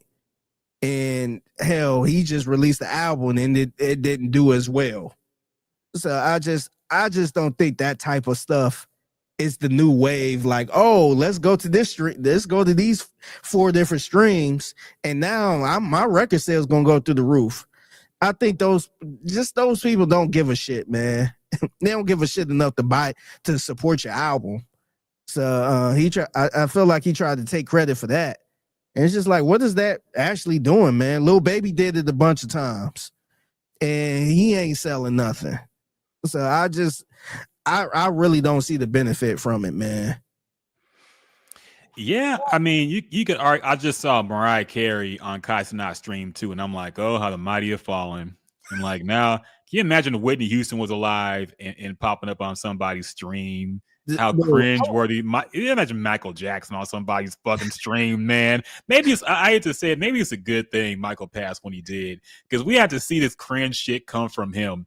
He died before shit got really bad for artists. So I'm really curious to see if Michael Jackson was alive. I'm just kind of curious. Would he be on the Breakfast? Would he make an appearance on the Breakfast Club? Would he? I wonder what type of stuff he'd be doing, or will he really be just the Michael Jackson we know, where he'd just pop up with a documentary or something like that, or we just see him on Entertainment Tonight, just walk into the car or some shit. Man, we might. And to be honest, even though people talk about it like it was some epic moment in hip hop history, I thought it was cringeworthy even when I first heard about it. When Michael Jackson went to Summer Jam with Jay-Z and Dame Dash and Rockefeller, I thought that was really corny. I felt like Michael Jackson should be above all that shit. I'm sorry, man. I did not want to see him, even though I like Jay-Z and I like Rockefeller back then. I did not want to see Michael Jackson on stage with them. I feel like they should be several tiers below his star status, and they should not even be in the same room together. Especially Jay-Z at that point. Maybe Jay-Z now, but Jay-Z at that point should not be in the same room with Michael Jackson. Especially not Dame Dash. This was like 02, man. Yeah. It's like, so maybe it's good that Michael didn't have to see this. He didn't have to cater to the streamers, because I would have I might have hurt myself if I had to see Michael Jackson pop up with I Show Speed or some shit. It's like, trying to teach him how to do a moonwalk and all that. The thing is, man, just imagine all the different artists that will have a Michael Jackson feature. Drake would have had a real Michael Jackson feature. Yeah. There have been so many people would have had a real Michael Jackson song, man. Yeah. Maybe I hate to say it, but maybe it's a good thing he passed when he did, because I feel like that was the last time you could not be involved in this kind of bullshit. So yeah. What's crazy is I feel like Prince was the total opposite, man. Mm-hmm. There's no way you could get him on the song. Like nobody could get him on the song. He would have to want to get on the song with you. Mm-hmm. No way you would get. No way you'll get some type of Prince collab. You can't call Prince. Prince will call you. You can't call Prince asking for a favor, man. He'll say no every time. Yep. Like it would be no Prince collab at all. Like nothing, unless it was like some underground shit that you probably never even heard of until he passed. But nah, he wouldn't have did none of that shit. Yeah, no, 100%. He didn't like a lot of people in the game in general. I think he would be disgusted by this era of R&B in general. So yeah, there's no way he would give SZA a fucking feature, man. Come on. Come on, man. So yeah, but yeah, it's unfortunate that artists have to do this now. The streamer game. I forgot what you were talking about. We're talking fucking Kai Cenat and all this shit. Yeah, no, I mentioned I was talking about Drake, how he Yeah. he introduced the rappers being comfortable. He's being comfortable enough to go to the streamers. I mean, okay, to be fair, he was the first big artist to pop. I think he was on a stream with Ninja. He played Fortnite. And I think Travis Scott came too. And that was, I think to this day, that's still the biggest stream ever in terms of people watching it. But you also got to be careful because saying I was the first one to do so and so is one of the first signs of you being washed. Because you know who does this a lot? Soulja Boy. Yeah. I was the first rapper to do so and so. I was the first rapper to do this. I was the first rapper to use YouTube. I was the first rapper to have his own video game system. You know, you don't want to be sounding like Soulja Boy at this point in your career, man. So nah, even though it might be true, he's got to don't go around tooting your own horn talking about how you were the first one to do so and so, because that's the first sign of being washed. You got to reflect on the past. And honestly, that I feel like that's a sign of when everything went to shit. Where everything went to shit, where now these artists, they don't even go up for interviews no more. You don't even know anything about these artists. And that's why, like, I grew up watching I don't want to say grew up watching the Breakfast Club because I was a grown man. But like, I started watching the Breakfast Club from the beginning. And it would be a lot of people on there, a lot of artists that I wasn't familiar with.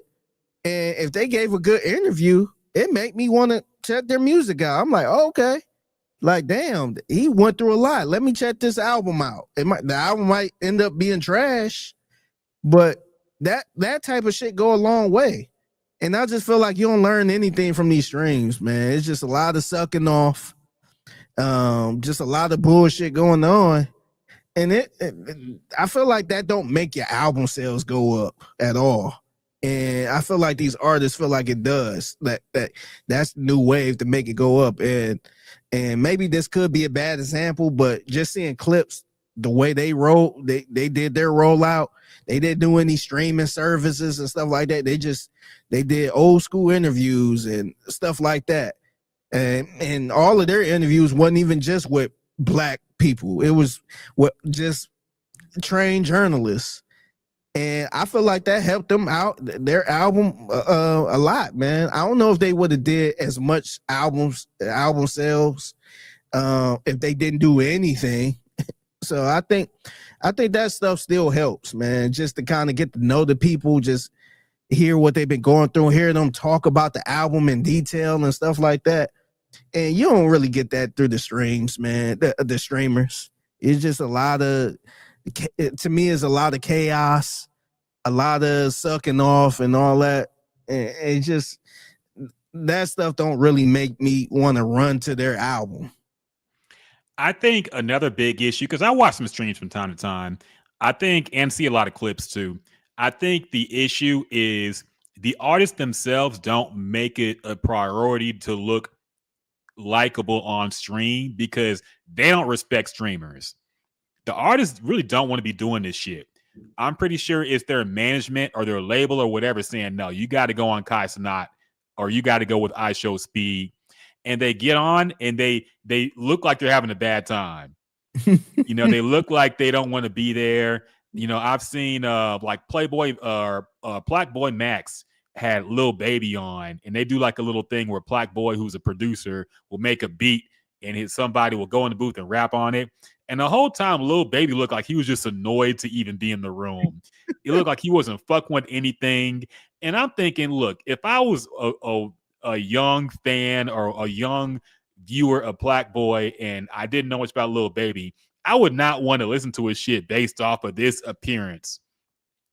And I think a lot of people, when they go on the streams, they don't respect streaming. They don't understand it. They don't understand being entertaining in front of a camera for 5 hours a day. You know, they just want to get their shit off and leave. So the way they act on stream means that it does them no favors. You know, we've seen people like T-Pain is great. He had T-Pain streams now. He's great on stream. He's very entertaining. Yeah. But most of these new artists, they don't want to be entertaining. They don't want to. They got to look cool at all times. They got to look like they're always above it all.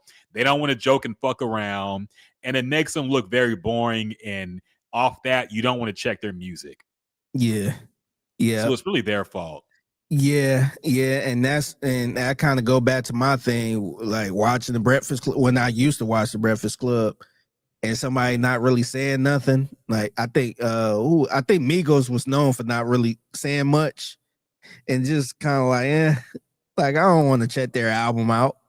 Like they ain't even fucking entertaining. But you can have some type of comedian up there, just telling their life story. And just saying, man, I remember one time I was shot, just being funny, just telling their life story. And man, this is why you got to watch my comedy special, because I talk about my real life on what happened with me and this chick. They just kind of explain everything where I'm like, damn, I got to check this comedy special out. So, like I feel like they don't even do that right. Where I'm just like, man, I'm sitting here wasting my time. I already got a little bit of time in my life to fool around and shit. So why am I sitting here watching this boring ass interview, man? Mm-hmm. And you ain't saying nothing. You too cool for school to talk about shit. And then what pissed me off too, I'm on a tangent now. But what pissed me off too is they get up there talking about why are we talking about this? I want to talk about the music. Nigga, nobody want to fucking talk about your fucking music, man. Like, you need to sell people on this music. Like, what we gonna sit here, go track by track? So that's the stuff that kind of pissed me off a little bit, where I'm just like, man, I ain't got time to be fucking listening to this album, man. If you don't want it, if you don't even want to sell the album like that, or talk about something cool and be likable. Like, dog, you ain't even likable at this point. So why the fuck would I go to your album now?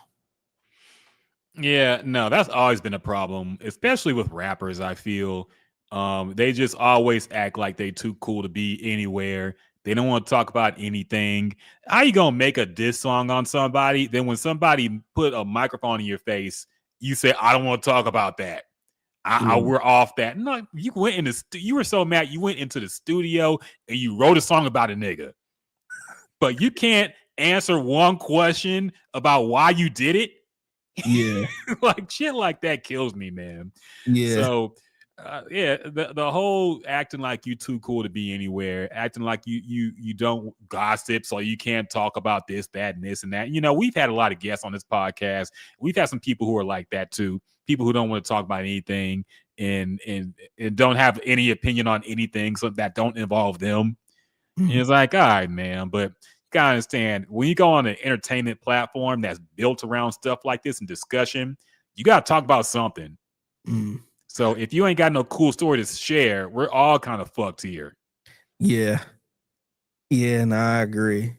It's funny you brought up the diss tracks. I just seen something pop up from Young Thug. I guess I don't know if somebody leaked this or what, but it's a song called "Closing Arguments." It's a diss track addressing Gunna, Yak Gotti, and more. Yak Gotti. Is this like something new that just came out? Yeah. So you familiar with the account? Is it Kirko? Yeah. CO. He just posted this like 30 minutes. 30. Okay, yeah, I see it now. Yeah, he just posted it 31 minutes ago. I know Young Thug been all over the timeline lately too. I mean, is this really? This song was leaked, but it came with a video. Yeah, Was this really a leak? I don't know. A video leaked with the song? Okay. Yeah. Nowadays, it wouldn't surprise me if Young Thug sent this video to somebody and just Of said, "Hey, course. leak it out for me." No, probably 100% what happened. Yeah. Now that we're on that topic, though, we got to talk about Young Thug and his chatty patty ways as of late. Dude, Um, you said something last week, and I kind of swept it under the rug a little bit. You said he probably should go back to jail. Like, you mind go back?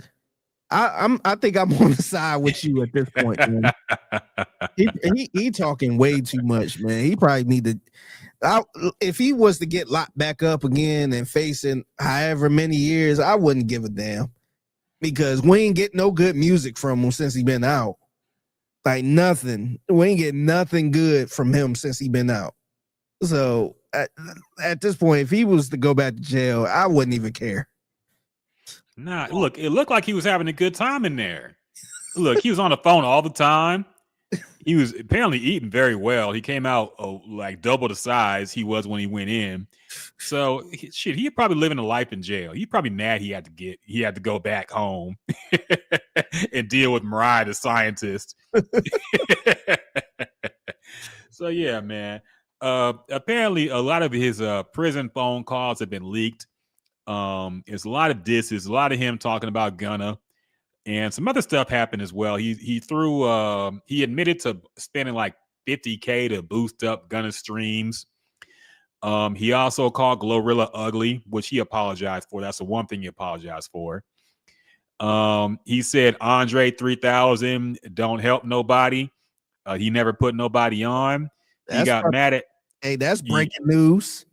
Yeah, I don't know how they even came up, but he also got mad at Kendrick for the same reason, because Kendrick did not give him a verse that he wanted. He also called Gucci Mane soft. He said he was softer since he came out of prison.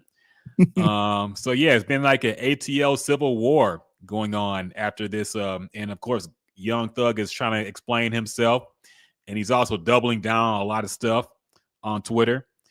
And yeah, it's a lot of chatty pattiness going on with and it's funny how we used to talk about Atlanta as this united, everybody's talking about we used to be more like Atlanta. Houston artists got to be more like Atlanta because everybody helps. Apparently that's not the case.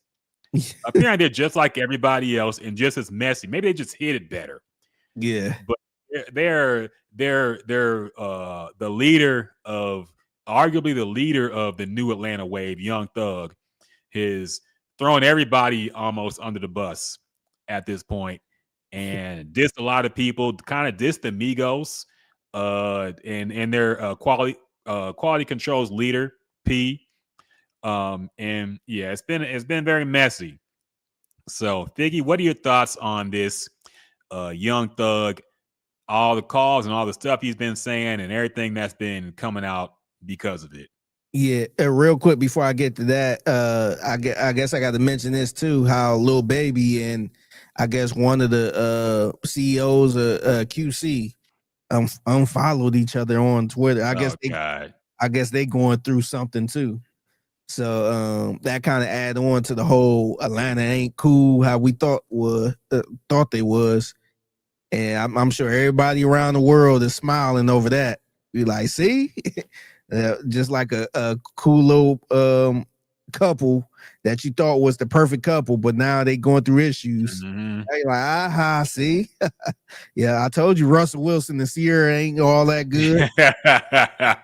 Nah, but as far as all the leak calls, my question is, why are all of these calls getting leaked now? I felt like this shit probably should have been leaked in real time. But now that he's been out for some time, they starting to get leaked, and now he's sitting there just trying to explain himself and all that shit. Like, to me, him explaining to Glorilla, like, yeah, I was in jail going through some time. Like, I bet you was. Like, to sit there on the phone with your girl, by the way, sit there talking about how another girl is ugly, and Mariah just on the phone like, yeah, they try to say she look like Rihanna. Like, she ain't doing it no better either. She egging it on. So, Yeah, man. I think I'm siding with you now, man. Like he probably need to go back in there, man. Like, dog, if you ain't out here giving us no music, no good music, what are you doing then, man? Like, I don't want to hear about this bullshit. And it seemed like all of this shit is just so random too, man. Like, why is you talking about Andre 3000 and J. Cole?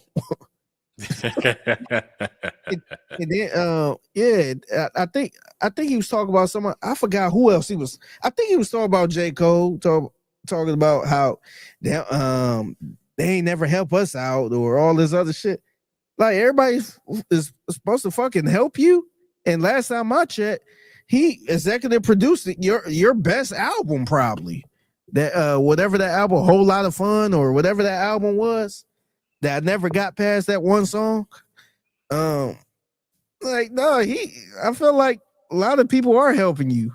And why are you going after Andre 3000? Like the dude the only person I feel like he probably helped is people back in the 90s and 2000s. Like that brother is out the way playing his flute. Mm-hmm. What is he supposed to do? Like I legit want to know what is Andre 3000 supposed to do to help you? Give him a verse. Yeah, that's what this all is. Basically, whenever somebody says so and so never did nothing for nobody to help nobody out, that means he didn't do something I wanted him to do. That means even though J. Cole did stuff for Young Thug probably asked for something and J. Cole said no. So now he ain't helped nobody. See, that's the thing. When somebody turns you down or they can't do it, suddenly they never did nothing for you. They never did nothing for nobody. You know, fucking Andre 3000 was jumping on remixes with DJ Unk. All right, like what else do you want him to do? You want him to keep rapping even though he don't rap anymore? Dude, you want him to give you clout by jumping on your album when he clearly is out the rap game completely right now? Man, you know who else he ain't give a verse to, or at least a verse to recently? Jay-Z. I don't think Jay-Z ain't got no Andre 3000 verse. No. Or a personalized verse. Like, come on, man. Like, what do you think he gonna sit there and let me get in the studio, Young Thug request the verse? That motherfucker is somewhere in Africa playing the flute, man. Mm-hmm. Or somewhere, probably. I wonder if he's still. No, I don't know if he's still staying in Atlanta, but I'm sure he at a gas station right now, just playing the clarinet or some shit. Like, why are you throwing him in there, man? That's the one person that tried to stay out of drama. He was pissed off they gave Kanye West that verse. Mm-hmm. And it turned into the whole Drake and Kanye beef and all that shit. So I don't get that. As far as Kendrick, I feel like Kendrick probably seen the writing on the wall with that. Like, oh nah, he's cool. He's pretty tight with Drake. I'm gonna just stay out of that shit. I ain't doing that. So I think he probably seen the writing on the wall with that. And it's funny too because people was bringing up that verse from Squabble Up, and people were saying how that was a little jab at Young Thug. I'm trying to find it now. I can't find it now. But yeah, people was trying to say that was a little jab at Young Thug. I gotta look it up. But speaking of Drake, it was also funny because apparently Whack 100 claims that he sent Drake a 28-minute phone call of Young Thug dissing Drake.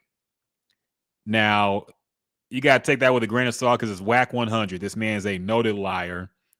He will say anything. You put a microphone in front of Whack 100, he will say anything. Yeah. All right. But look, seeing as how Young Thug was going off at everybody, I wouldn't be surprised if Drake's name got slipped in there at some point. But until we actually hear it, I'm not gonna believe it. I'm not gonna believe it because Whack 100 said it. Yeah. So Yeah, so this is what Kendrick said in that song Squabbled Up that people kind of pulled up. And obviously we probably didn't get it at the time because we didn't understand, but he said, pipe down, young. These some whole other politics. Bitch with him and some bitch in him. That's a whole lot of bitch. Don't hit him. He got kids with him. My apologies. The ghetto childs, it was black and white went on. But then he said, tell me why the fuck you niggas rap if it's fictional. Tell me why the fuck you niggas fed if you criminal. Hey Doc, can I get a drop? I'm like, nigga, nah. Yeah. So people trying to point that like maybe that was Thug asking for a verse. He I guess turned it down. I don't know if he turned it down or didn't answer. But yeah, I don't know. I mean, it could be. Who knows, man? You never know with Kendrick. He keeps things intentionally obscure. So you never really know what he's referring to about anything. Yeah, it could be just simply referring to the J. Cole and Drake song that he was supposed to get on to, and he said no, he turned it down. So yeah, I think it's funny because that little part, nobody really paid attention to it.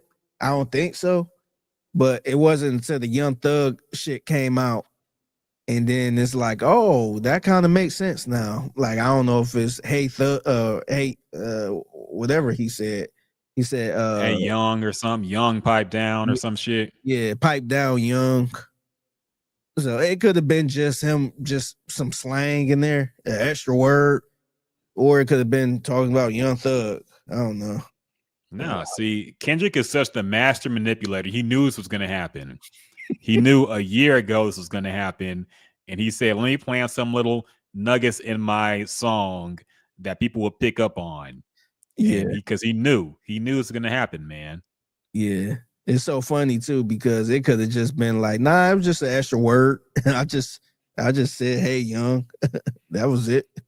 Yeah, you never know with them, man. That's the benefit of never explaining yourself and not doing interviews. All Kendrick's bars can mean whatever we want them to mean. You know, he could be talking about Young Dro. All right, I think that was a Young Dro diss because he didn't like how he was pimping in linen and salamander sandals. So you never know with Kendrick. He could be talking about anybody. Yeah. That's kind of the and that's where Kendrick stands kind of get off on. Like every little thing, they write a thesis on it. Yeah. It's like, man, like he ain't gonna talk about it, but it can not mean a damn thing. It can just be I was just in there talking shit. Like it ain't even that deep. Yep. You never know with him, man. There's always something you can read into it, and it can mean whatever you want it to mean. That's what people like about Kendrick's music. So yeah. Other topics, we went deep on that one. Kawhi Leonard, there is some conspiracy talk going on. Apparently, what's that guy's name? Pablo Torre. Yeah.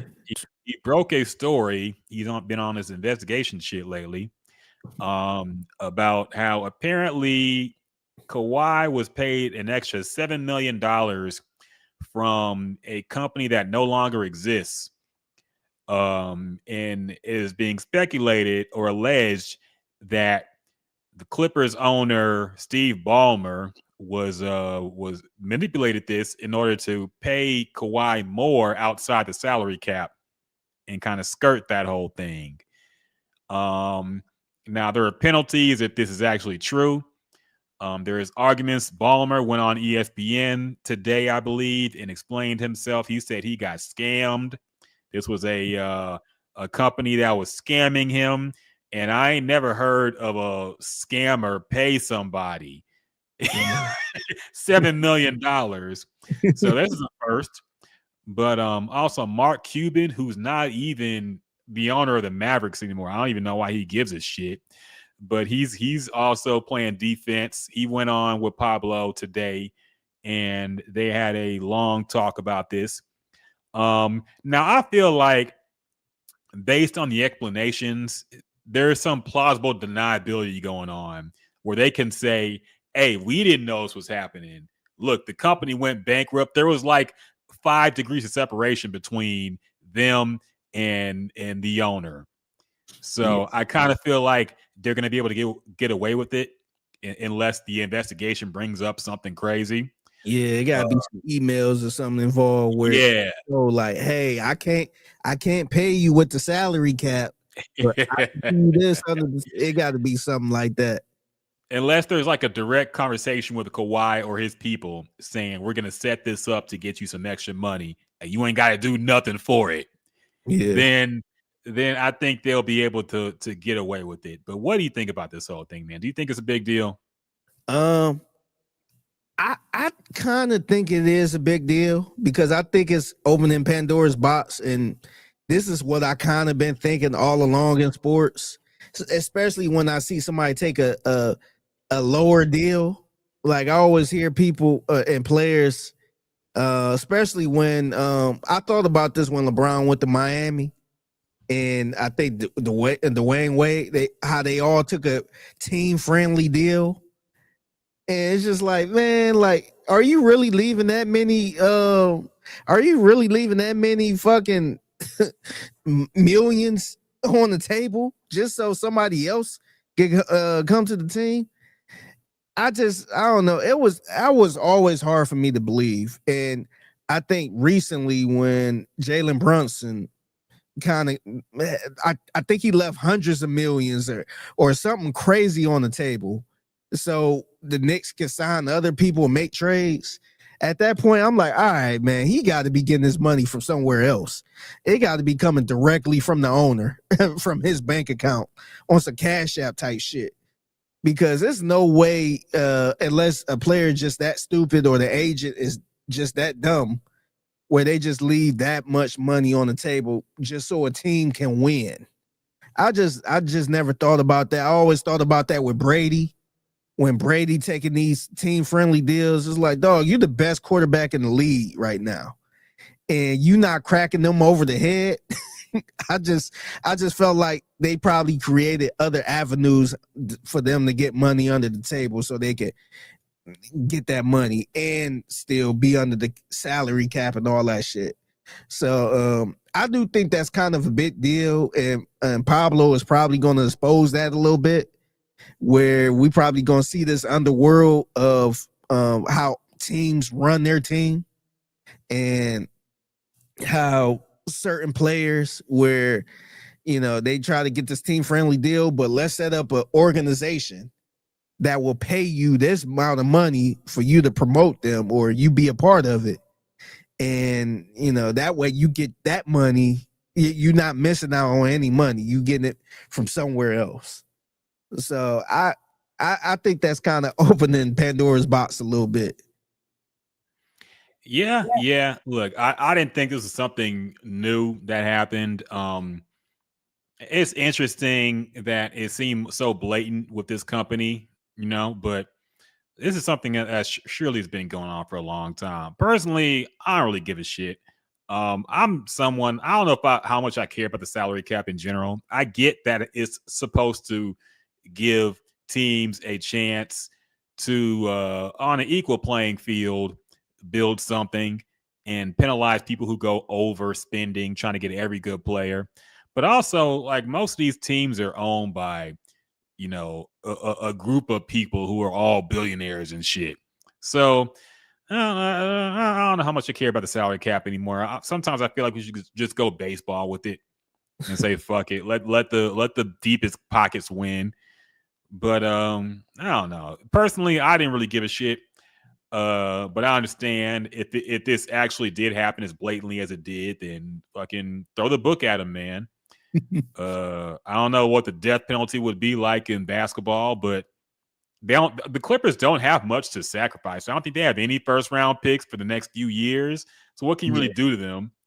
Yeah, that's the thing. I think the last time something like this happened was with the Timberwolves. Mm-hmm. And I think they did something with a dude by the name of Joe Smith. And I think they lost like 4 first round picks or something crazy. So I think that's the last time something like that happened. I don't know what happened with the Clippers. They probably get a big fine. They probably lose. I don't know how many first round picks they got in the next couple years, but whatever they had, they'll probably lose it.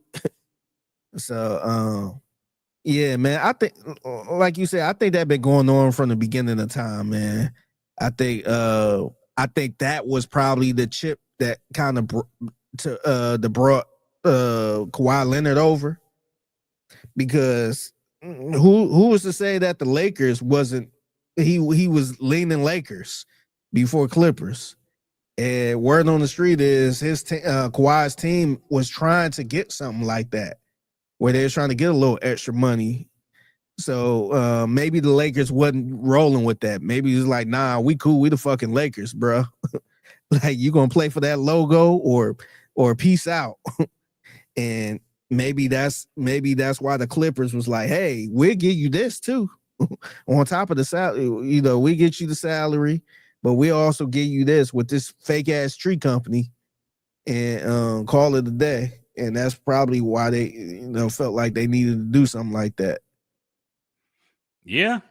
Well, I'm to be well, like I said, I don't really care this much about it, but I do appreciate the fact that Pablo is actually doing digging on this, because this is something that feels like it's really a dying art in journalism, investigation. ESPN used to have a show called Outside the Lines that did a lot of this, and they canceled it. And now there's really no real reporting from ESPN. It's just Adam Schefter reporting what people tell him. It's Woj or whoever, fucking Shams, saying whatever people tell him. And there's nobody doing the real digging, trying to figure out what's exactly going on with these in sports. And everybody just wants to be friendly with everybody else. They don't want to lose connections with the NBA. They don't want to lose connections with the NFL. So they gonna be a mouthpiece and say whatever they have to say. But at least Pablo is willing to risk it all. So I appreciate that. Mm-hmm. Yeah. What's up, Lamont? Lamont on Twitter says, have y'all discussed Young Thug Chronicles? Yes, we did. We did about like 5 minutes before you came in. Yeah, we just wrapped it up. We talked about calling Glorilla ugly. Yep. Apologizing for calling her twin. It's kind of weird. I will say I'm here for the downfall of Atlanta. All right. They've been on top for shit.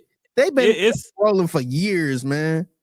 It's time for a new sound to emerge. It's time for a new coast, a new local air sound to come up. And don't say Detroit. I don't want that style everywhere. Hey, man, I would be down for Detroit.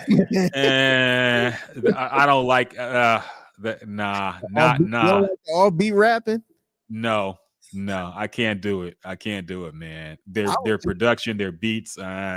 Hey, dog, I was just listening to somebody from Detroit right before we did this podcast, man. So it's a guy by the name of MTBMB, which is fucking Mikal Bridges that play in the NBA. Yeah, he actually pretty good, man. he just released the album today, like a joint album with somebody that's, I guess, in his clique. And I was just fucking listening to this shit before we hopped on the podcast. But I would be down for a Detroit type of style, but I don't want the West Coast, man. I don't want the West Coast to take over, man. I know they kind of popular right now since the Kendrick shit, but I don't want that sound to take over, man. Yeah. Lamont brought up dude was talking shit about 3000, how 3000 never put folks on, and that's a lie. But to be honest, that's because Young Thug is stupid and don't know history. Fucking Andre 3000 did a verse for Cut Calhoun. You're probably asking, who the fuck is Cut Calhoun? It was a rapper from that era. I think he was in Junction Family or affiliated with them, but you never heard of him. But Andre 3000, who was on the top of the world with Outkast at that point, gave him a verse. He also gave a verse to DJ Unk. He had a few more remixes at that time in like the mid 2000s. He gave a verse to Kesha. Remember? Yes. He's not on her song, man. But that's a white lady, so that don't count. It's got to be black Atlanta rappers, okay? That's true. But he's never been that type of person. The big boy has been more of the type of to put somebody on and help somebody out. Yeah. Why don't nobody get no love to Big Boy, man? Everybody just go straight to Andre 3000. Big Boy been holding Outkast down for a long time, man. Even without Andre 3000. And he's still out here doing this thing, man. Somebody put Big Boy on the album. Yeah, let's be honest, because this is what kills me about these people who act like Big Boy is as good as Andre 3000. You see that take a lot now. Why y'all disrespecting Big Boy? Big Boy is a better rapper. Big Boy had better verse. Okay, I wouldn't say all that. I've heard that people say now. It's one thing to say Big Boy is underrated. I do think he's underrated. I feel like he's underappreciated too at some point, because the first, like, even when you're talking about lists, you put Andre 3000 up there. It's like he don't even have a solo album, man. Yes, you just getting one half of a legendary group. And I will say he was the better rapper. But like, let's not act like Big Boy was out here being Michelle from Destiny Child or some shit. He kind of was, man. I hate to say it, dog. Big Boy. My problem with Big Boy and his rap style, Destiny Child, in comparison to Andre, yes. Dog, if you go back and listen to classic Outkast and listen to the difference between Big Boy's verses and Andre's verses, man. All right, look, we got to be honest at some point. Andre was not even the content. Andre had some better verses, but I don't think it was just a landslide. I don't think it was just a, all right, Andre just spit a verse, let's cut it off type deal. No, I think they both were good. I do think I agree. Yeah, but it was a clear difference how talented Andre 3000 was lyrically, where he did stand out the most. But I don't think it was a thing where it was just like, all right, Big Boy's going right now, cut this shit off. I don't think it was like that. I think he brought something to the group, and I think it would be weird without him. You know, he definitely, but my problem with Big Boy is his rapping style, the offbeat. He kind of sounds like a Southern E40 at times. His off-kilter, offbeat rapping, his rhymes that don't really, you know, just generic shit talking at times. And then you go to Andre, and he's actually rapping with the theme, and it's actually some complex bars in there and some crazy shit, and it makes you think. And it's like you forget all about the Big Boy verse suddenly. Yeah. Like Rosa Parks is not even like the song Rosa Parks. When you listen to Big Boy, and it's okay, then Andre blows that shit out the water, man. His verse on that song is really insane compared to what Big Boy put on there. And I don't even like comparing them like this. I don't even like this shit, but it annoys me when people act like they were equals rap lyrically, and they're not. And the reason why nobody brings up Big Boy helping people out is because a Big Boy verse wouldn't do nothing for nobody. Let's be honest, man. A Big Boy verse wouldn't put anybody on. An Andre verse would help you a lot. And there's a reason why. Because Andre is by far the better rapper. But that's just my opinion. I know some people want to be contrarian and say, but Big Boy low-key was better. No, that's just not true, man. Yeah, I wouldn't say he was just flat out. I wouldn't say he was better. Like, nowhere near better. But I do feel like people just act like he didn't exist. Where it's just like, man, that was a fucking group, man. That was Outkast was a group. I don't know if it would be Outkast if it was just Andre 3000. I think they both put in some work. No, they did. With the chorus and all that shit. Like, I think, like, yeah, Andre was better. Like, that was clear as day. But they were a group, man. They were a group. Like, I would say the same thing about if we was talking about Mobb Deep. Like I know a lot of people go to Prodigy, but that was the 2-man group, man. They both made it Mobb Deep. It wasn't just one person carrying the whole fucking group like that, man. I think they both brought something to the table. But clearly, when you talk about lyrically, Andre was something special that people never really seen, especially coming from the South. Yeah, no, I agree, man. Lamont said, oh yeah, I was gonna say real quick, Andre 3000, the way he put his verses together, his lyrics, he was like fucking painting the picture, where you could actually picture everything he was talking about. And sometimes I feel like Big Boy, he just rap fast. You know, the people that just rap fast and you automatically think they can rap. I think he do a lot of that, where he just, rap super fast. But Andre 3000, he will rap fast, but he will paint a picture where you be like, damn, like I can see it. It was kind of like art back in that time. There was a theme to his verses too, man. There was like a point to it, and you could tell he was inspired to actually write something that made sense. Where I think Big Boy was just kind of riding the beat at times and just kind of, he was a vibes kind of guy. But it does look, like I said, it wouldn't be Outkast without both of them. So I'm not minimalizing what he brought to the group, but people who act like they were equals is just, we ain't got to lie. We ain't got to lie about it. Lamont says, outside of the Dungeon Family and Goody Mob, I really can't think of too many cats Cass put in the game. Well, that was Atlanta rap at the time. Who else could they have put on the game that wasn't affiliated with those groups? That is not like it is now. That was a East Coast and West Coast ruled era. And Outkast made a space for Atlanta rappers from the South in general to get on. But there was who else was he supposed to work with? Drama. Lift, right, left. Was Andre 3000 supposed to jump on that song? Yeah. No, there wasn't a whole lot of rappers from Atlanta doing it to the point where they could put somebody on. Yeah, they was in a crew, man. It was a crew that they was rolling with. And then they got hot and blew up. So I don't think they was sitting there trying to, I think, and then during that time, I don't think the mindset was like, hey, let's put everybody on.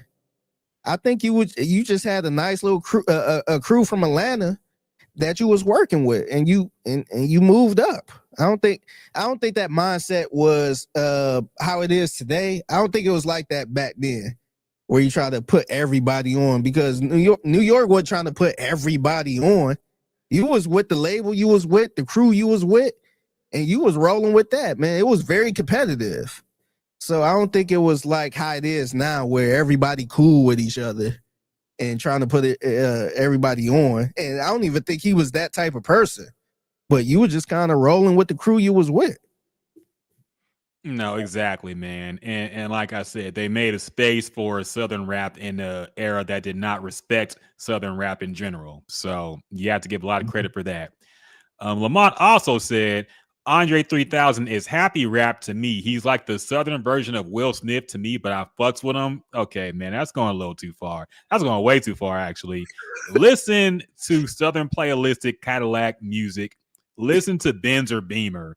Listen to early Andre stuff before you call him Will Smith, all right? Now, you could call Speaker Box Andre 3000 Will Smith, because that was when the hey, ya shit, I get it, all right?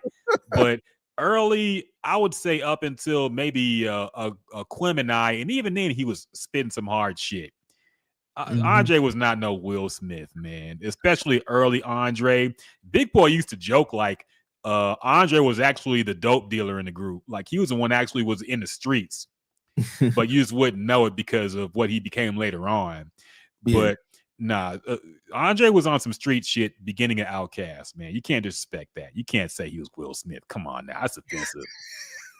Come on now, man. I think the underrated thing about Andre 3000 too, a lot of people like throw in that he was the original trap rapper.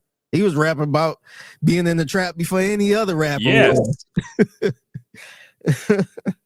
No, 100%. Like, listen to their first album, man. When I first heard of Outkast, it was the Rosa Parks shit that was on MTV all the time and everything after that. But when I went back and listened to Southern playalistic music, I was like, damn, I didn't realize Andre was like a gangster rapper, damn near, basically. You know, he was talking about some real shit, and he was like some street shit. It wasn't until the Erykah Badu years, as I call it, that he got into some other shit. But still, he was still early Andre. Nah, you can't put that on him, man. It's funny you said that was your first introduction. Is that fair to say that was your first introduction to Outkast? Yeah, pretty much. My first introduction was the song Elevators. Yep. That was my to be fair, I did hear that first on the radio. Yeah, Really? that was my first exposure. Yeah. Okay. Yeah, that was my first exposure because we actually had the cassette tape. It had the song on, it was a single. It had the song on there, and then on the other side it had like the instrumental. And I just remember as a kid, like, man, this beat is so fucking hard. Mhm. Like that was the hardest beat I ever heard in my life. And then I remember his verse specifically, where he was just like, we making the crowd what was it? I got more fans than the average man, but not enough dough to last me. From the end of the week, I live by the beat like you live check to check. Yeah. You don't move your feet, and I don't eat, so we like neck and neck. Yeah. I was just so impressed by this. Like, you could picture that shit. I was just like, man, and even honestly, even Big Boy's verse on there, I felt like it just all flowed together of them just trying to make it. And I was just like, damn, that was like one of my favorite songs as a kid, man. Like, I'll never forget that song. It made me want to play it now. It's an amazing song, man, and it's aged like wine. Yeah. That was technically my first exposure because that came on the radio a lot, especially like on 979 back in the day. And I liked the song, but that was during the time when you would hear songs and not know who it was from. So I just knew I liked the song, but I didn't know the name Outkast until Rosa Parks. That's when I'm like, okay, now I know them because I see the video and I see them all the time. But I don't think I even knew till later that they did that song. So it took me a while, but technically that was my first exposure to Outkast as well. Yeah, the only reason I knew it was them was, like I said, I had the cassette tape.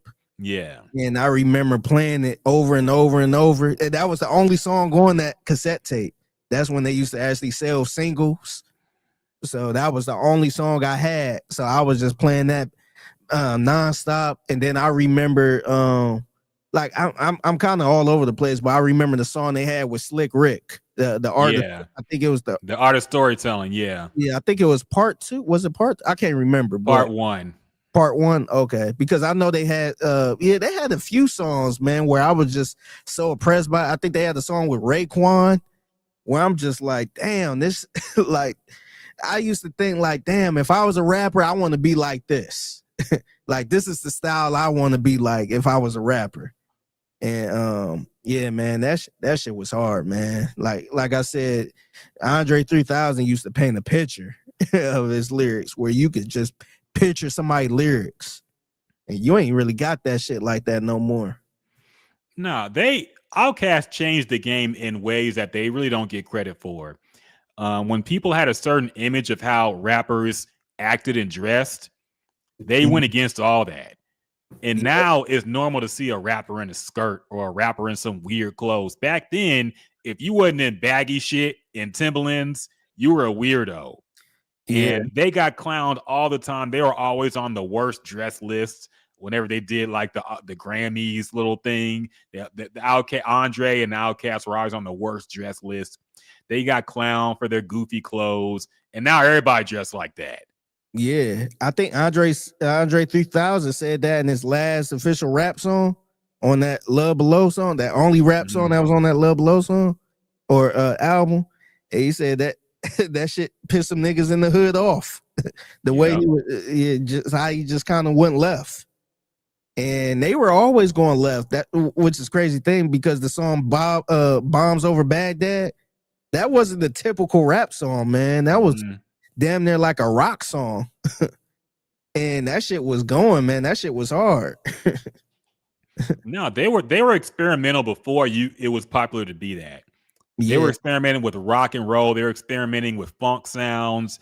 They were experimenting with a lot of shit that you just did not hear in rap at that time, and you wouldn't hear again for years and years later. So no, they definitely changed shit, and I don't think they're appreciated enough for how they changed the rap game in general. Yeah. So before people act like, oh, they didn't put everybody and so on. No, they made a space for y'all to exist. And to be honest, I don't think people probably would have been down for it if they were trying to put people on. I think a lot of people probably been looking at that as a little weird. Mhm. So they were just in a whole different lane where people didn't even understand it at that time. So yeah, I think it worked out. Lamont says Outkast was the Earth, Wind, and Fire of hip hop. I'm okay with that. I can say that. That's actually pretty cool. That's a cool comparison. Yeah, that's better than the Will Earth, Wind, Smith. Because Earth, Wind, and Fire, like I like Earth, Wind, and Fire, but they were very experimental, man. Mhm. Like just musically, not even just the lyrics and all that. Just musically, they was on another level to the point I kind of used to get flustered a little bit. Like, man, this is a little too much for me. But yeah, they were just on another level where they were just doing some shit that you ain't even heard of. No, 100%. So I can go with that. I go with the comparison. Or honestly, I'll take it a step further, man. They were kind of like Sly and the Family Stone a little bit. Yeah, Because there was some influence there. yeah, because they were Sly and the Family Stone, they were doing shit where people ain't even know what the fuck the genre was. like they didn't know if it was rock music, if it was R&B. It wasn't R&B at that time. People ain't know what the fuck the label it as. So yeah, I can see that. Nah, same with Funkadelic too. You know, they were all over the place, very experimental group. So Yeah, it's there's definitely that blood in them. So I agree. Also, last maybe but not least, fun fact, Lamont says Earth, Wind, and Fire never appeared on Soul Train because they refused to lip sync. EWF wanted to play their instruments and Don Cornelius refused. Well, to be fair, I actually did some research and there was a few live performances from early Soul Train and they sounded terrible. So I just don't think the stage was set up for actual live music and it was going to sound bad. And it annoys me because when I was young, I thought that Soul Train shit was live. And then until I on YouTube, I'm like, wait a minute, this is all lip sync. Yeah. But I kind of get it. They just weren't set up for that. And it's unfortunate because we could have got a lot of great live performances. But the ones I did see that were live did not sound good. So, yeah.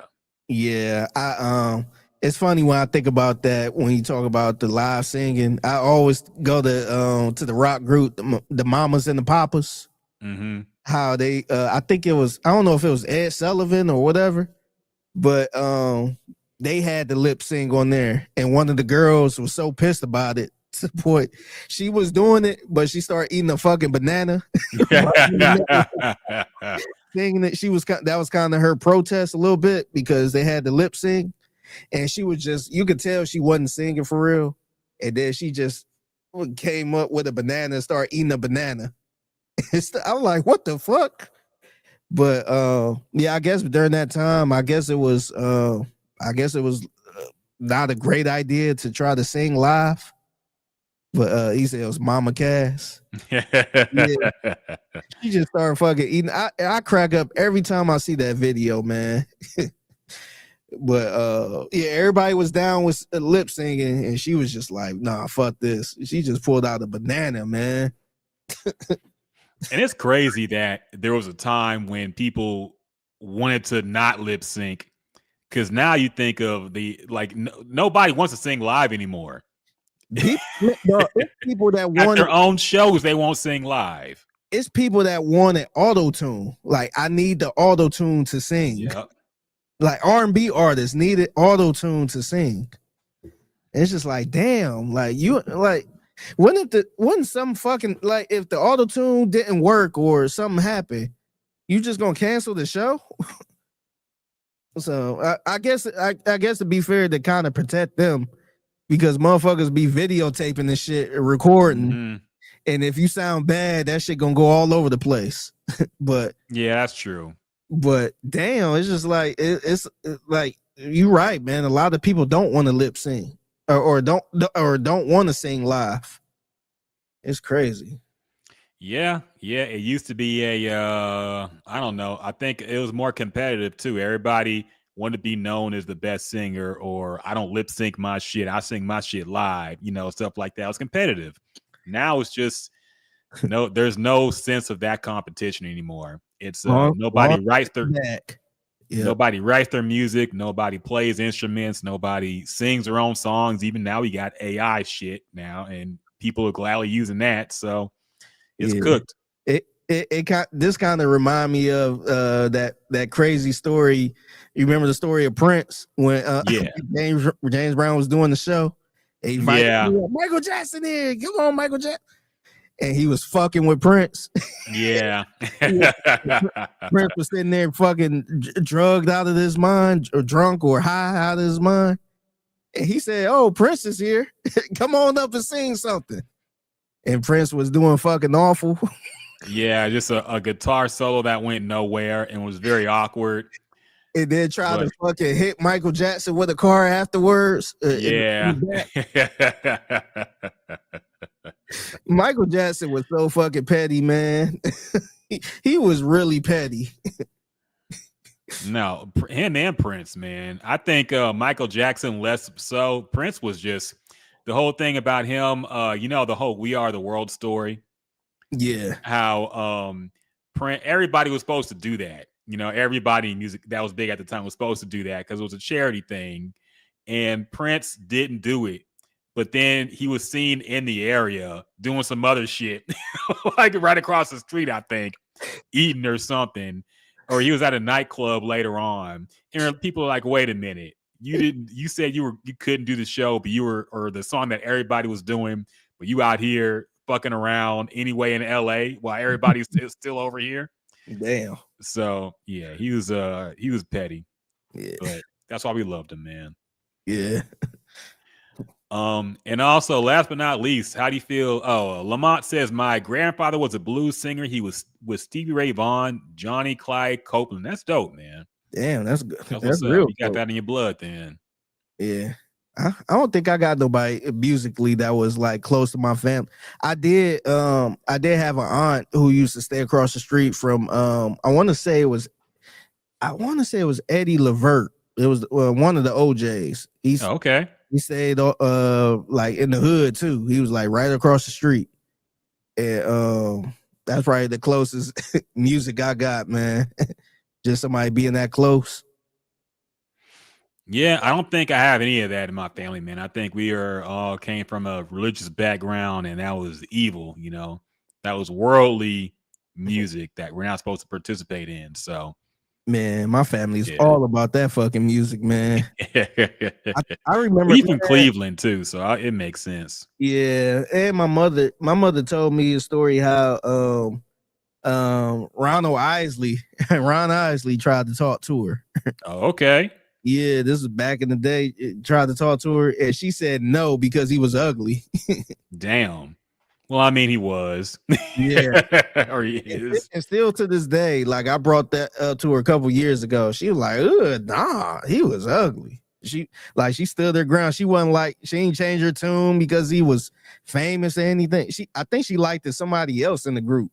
I don't know who it was, but she was just like, he was ugly. I'm like, damn. Yeah, that is funny though. I mean, he's one of the greatest to ever do it, but couldn't get past that face. that was one of the greatest groups. Mm-hmm. Mm-hmm. All right, we're finally gonna get to it. Wrap up this podcast. It's almost 3 hours long now. Druski's new skit apparently got people in a tizzy. It's another white face, and I don't know why this one blew up because he's done it before. I guess it's because last time it was a white guy in the hood, so it was okay. But now it's more of a white guy who's just actually no, he did it before because he was at a football game before with some guy for that Crimson Tide thing. That one, and I thought so too. But he didn't do whiteface during that. Yeah, that's true. He didn't do the makeup. Yeah, he did the makeup with the white boy in the hood that think he's black. He did that one. But that one, even though that one was the same pretty much, but he just didn't do the white face. Yeah. Yeah, So it was the Alabama Crimson Tide. It was the same fucking character, mhm. but he just didn't do the white face. So this time he actually did the makeup, and the makeup was crazy. It didn't even look like him. It really did look like a redneck. Yeah, it had the tan and everything. Yeah. That was wild, man. I ain't gonna lie, I was kind of impressed with it. To me, it was funny, but It was hilarious. yeah. The only thing is, and we talked about this earlier when it comes to spitting. I ain't really like that part, him spitting near whatever the black person around. Oh yeah. Kind of cringe at that one. I'm like, you could have kept that part out. Nah, But he had to do that. yeah, I see where he was getting with it, but I knew the moment that dropped, I knew it was gonna be somebody on the internet like, oh, well, what if a white person do black? They's had to do that. What if a white person do the black face? Then would y'all think it's funny? I got to the point where I'm like, man, fuck it, go do the black face then. Like, if you want to do it, just do it, man. Like, why the fuck do we have to keep bringing up? Oh, when if I did this, then would y'all think it's like, if you want to do it? I'm like the black dude on that newscast that said, hey, you want to say the N-word, say it. Like, I will fucking say it with you, man. I kind of got to the point where I'm just like, man, just fucking do it then. If you really want to do it that bad, if it's really funny, people gonna fucking laugh. Like, why we got to keep having this damn conversation about this? This is yet another case of what I talked about, of Republicans becoming the new woke Democrats, trying to cancel everything and always being upset about some shit, because black people doing white faces existed for a long time and nobody had a problem with it. Eddie Murphy did it in one of the most funniest SNL skits ever, where he went undercover as a white guy and the white people were giving him free shit all the time. He was like, this is what it means to be white. And also Martin did it on his show a bunch of times. That one guy, that character I think it was Gina's boss. And it was like the corniest depiction of a white guy ever, because nobody, white that talk like that. Yeah. But nobody cared then. Now Druski does it. And the way he did it wasn't offensive to white people. Like, even white people make fun of rednecks. That's a funny thing. White people make fun of rednecks. Yeah. And it's not like was portraying the average white guy. He was a specific white guy that everybody makes fun of. And I knew in this new era where the Republicans won, but still got to act like they're mad about the world and everything in it, they make a big deal about this. And of course they did. And it's like, all right, man, if y'all done got control of the country, if this is the big deal for y'all, I don't know what to say anymore. And people say if a white person did it, it would get them canceled. The thing is, if it's funny, nobody would give a shit, because nobody gets mad at Robert Downey Jr. doing it in Tropic Thunder because it was hilarious. The problem is that white people don't know black people enough to be funny in this scenario, where we know white people enough because we have to exist around a lot of them in general, that we can do this and be funny with it. But when white people try it, it's just some racist shit. They'd be like, yo, what up, G? Or some shit like that. It's always some shit like that. Yeah. It's like, all right, if y'all did it and y'all actually act like the way black people act, it would be funny and people would roll with it. Yeah, some people would get mad, but who gives a shit? People get mad at everything. Yeah. The problem is they don't seem capable of doing that without it being just outright racist. Yeah, that's the thing. That's why I'm like, man, if you funny enough, you could pull it off. Do I want people to do it? Probably not, because just the backlash period. And from the stuff I seen before, it was never funny. It was always kind of negative a little bit. But man, I'm telling you, dog, if it's funny, people are going to look the other way. People are going to laugh at it. But I don't know. I'm just like, man, y'all gonna keep bringing this conversation up, man. Just go on and fucking do it and see what happens. Just go on and do it. You want to do it so bad. Go on and do it, man. Just do a nice little blackface then. I'm just like, man, people sometimes people be pathetic with it. No, 100% they are, man. And if they did it, if it had humor in it, people would laugh at it. That's the thing. But I don't know. It's just I'm getting sick of the whining. I'm just getting sick of the constant bitching from both sides. Lamont said that Druski cat had me fooled. I really thought it was a white dude. A lot of people did, man. I remember they took pictures of him before the skit came out, and they were like, "What is that, Druski?" People couldn't even believe it. It didn't even look like him at first. So yeah, it's funny. He had that fucking song, that Bruce Springsteen song, in my head too. That Born in the USA. Yep. Now, I thought that shit was hilarious, man. It was. I thought it was funny how people were like, well, actually, he shouldn't be using that song because that song was anti-USA and talking about the issues. And I'm like, nobody knows that. All right. They still bump that song like it's a USA anthem. Nobody knows about the same way they bump Rage Against the Machine when they don't know what that music is really about. You know, the fact that the Texans have Bulls on Parade as their anthem, they had no idea what that song is really about. They just think it's cool, and the Bulls and the Texans got a bull, so it all goes together, right? Yeah. Nah, so they don't be looking at the lyrics like that, but yeah. Go look at Whoopi Goldberg and Ted Danson doing blackface, but now she's super mad about it. I mean, who cares about Whoopi Goldberg and what she has to say in 2025, man? I'm sorry. Anybody on The View, I immediately don't give a shit what they think about anything. All right. Hey, when was the last time somebody gave a shit about Whoopi Goldberg, to be honest? Yeah. Like, it's been a long I know she's been on The View for a long time, but I don't know. I can't remember the last time somebody said, "Oh yeah, Whoopi Goldberg made a good point about this." You know what's really funny is I think most people today don't even remember she used to be funny. She used to be really funny, and she was in comedies, and she was like a comedian. Yeah. And now she's just a super political person on The View who's mad all the time.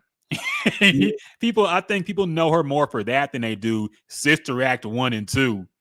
Yeah. So what was it? The other one, Coach Eddie? Or whatever that was, where she was the coach or some shit. I remember what that is. She was like Whoopi Goldberg coach movie. Yeah, I think she was like, it's funny. She was like the coach of the Knicks or some shit. They hired her. I think it was. Yeah, I remember this movie. I forgot all about this shit. Eddie. Yes. Oh my god, I forgot all about this movie, man. She was in a lot of shit back in the 90s, man. that was actually, I actually enjoyed that movie. Oh, you actually saw it? At the time, yeah.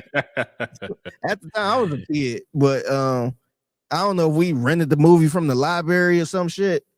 But it's funny because people start bringing this. People brought this movie up when the lady from South Carolina who coached South Carolina. It was rumors that she had an interview with the Knicks. And so people start bringing this movie back up, like, oh, they about to be this movie it become true. No, I forgot. Eddie don't even got a Wikipedia page on it. That's how obscure it is. I forgot she was in a lot of stuff. She was in The Little Rascals as Buckwheat's mom. She was in Ghost of Mississippi. I remember that. Yeah. The Associate. Man, she was in a lot of shit from like 90 shit. She's in a lot of movies. Yeah, she was around, man. And it's crazy because I feel like her legacy now is being on The View. Yep. She was on Star Trek too, man. One of her most famous roles was a Guinan in Star Trek The Next Generation, and she was in the movies too.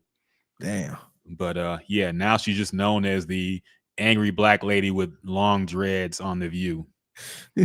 So yeah, I don't know. Yeah. But yeah, it's The controversy is whatever. Lamont said, "I'm black. We re-rank and know how to crack jokes." That's the thing, man. We know how to be funny, and when they do it, it's just if it had humor in it, we would rock with it. But if it's just them saying the N-word while having blackface on, it's not going to be funny. You know, Robert Downey Jr. is something that black people, that is one case of blackface that black people will defend. we will defend Robert Downey Jr. in Tropic Thunder because it was hilarious. All right. And it was also, he knew, like, it was a joke of how stupid it was. Yeah. So it was hilarious. But yeah, that's if y'all want to do the blackface, just do it. But you better be funny or face the consequences of being mocked online. So whatever. Man, I'm looking at this Robert. This shit is hilarious, man. Dog, that him, and I'll admit, I thought that movie was extremely overrated when I saw it. The only things I thought were funny in that movie were Robert Downey Jr. and Tom Cruise as that crazy fat director or whatever producer I think he was. Those were the only things in the movie I thought were funny.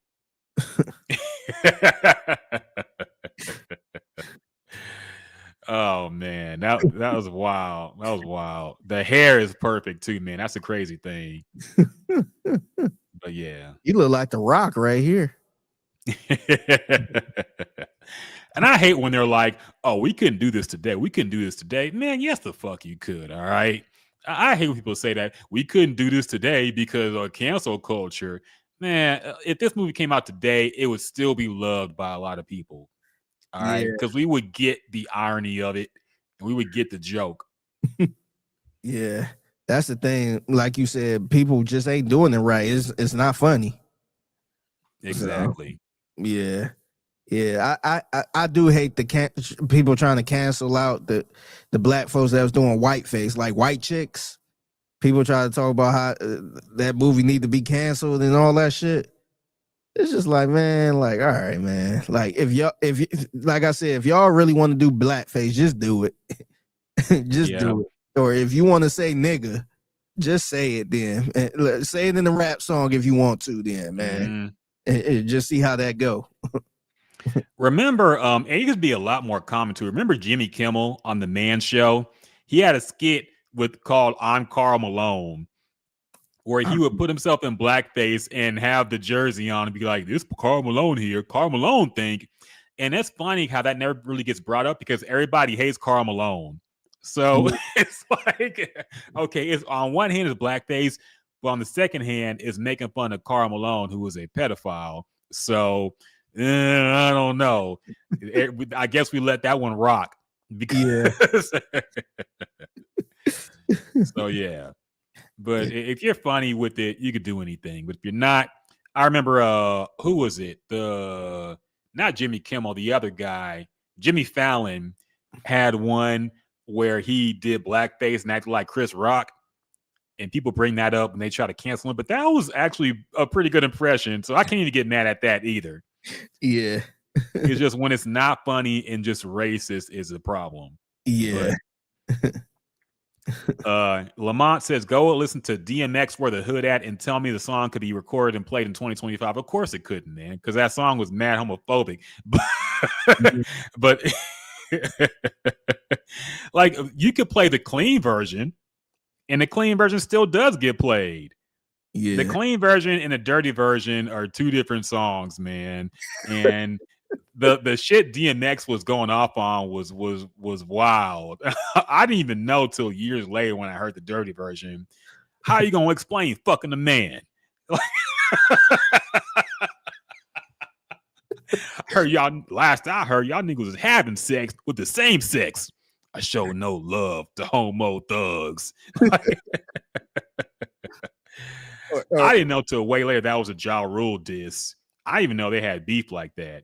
But yeah, I didn't either. Speaking of homophobic songs, I always think about the song Styles P made. Yes. Kill that F word. That was the hook, brother. And I remember just playing that song, like, because I had that album. I remember playing that song, and I was just like, damn. But now, yeah, I like damn that people bring that song up once in a while, but because of Styles P and he's a little more underground, he don't really catch that much heat for it. But that's all. I will defend that song a little bit because if you listen to the lyrics aren't even about that. Yeah, It's not about like gay people. I hate gay people type shit. I think it's just the F word as a slur to whoever he's dissing at the time or whoever it applies to. But it wasn't like, you know how it wasn't anti-gay. Yeah, like for example, Buju Banton, a reggae artist, got canceled back in like the mid '90s because he had a song called "Boom Boom Bye." That was a song about killing gay people, literally. Boom Boom Bye in the batty boy head. We don't promote, some shit. Yeah, it was a song about killing gay people. That was some shit that would get you canceled. But the Styles P song wasn't about that. It was just some typical street shit, and it had that hook. That was kind of his way of saying like, kill that coward, because they used to use the word coward a lot, and you know the F word that was kind of that word for that too. But but when you listen to the song, you like, whoa, like especially now, it's like, oh shit. Lamont said, I didn't know that was at Ja Rule. Seems like before. Nah, it was confirmed it was a diss at Ja Rule. This is known by now. But yeah, I didn't even know they had beef like that. But and I don't even know where the gay rumor came from. I don't even know where that shit.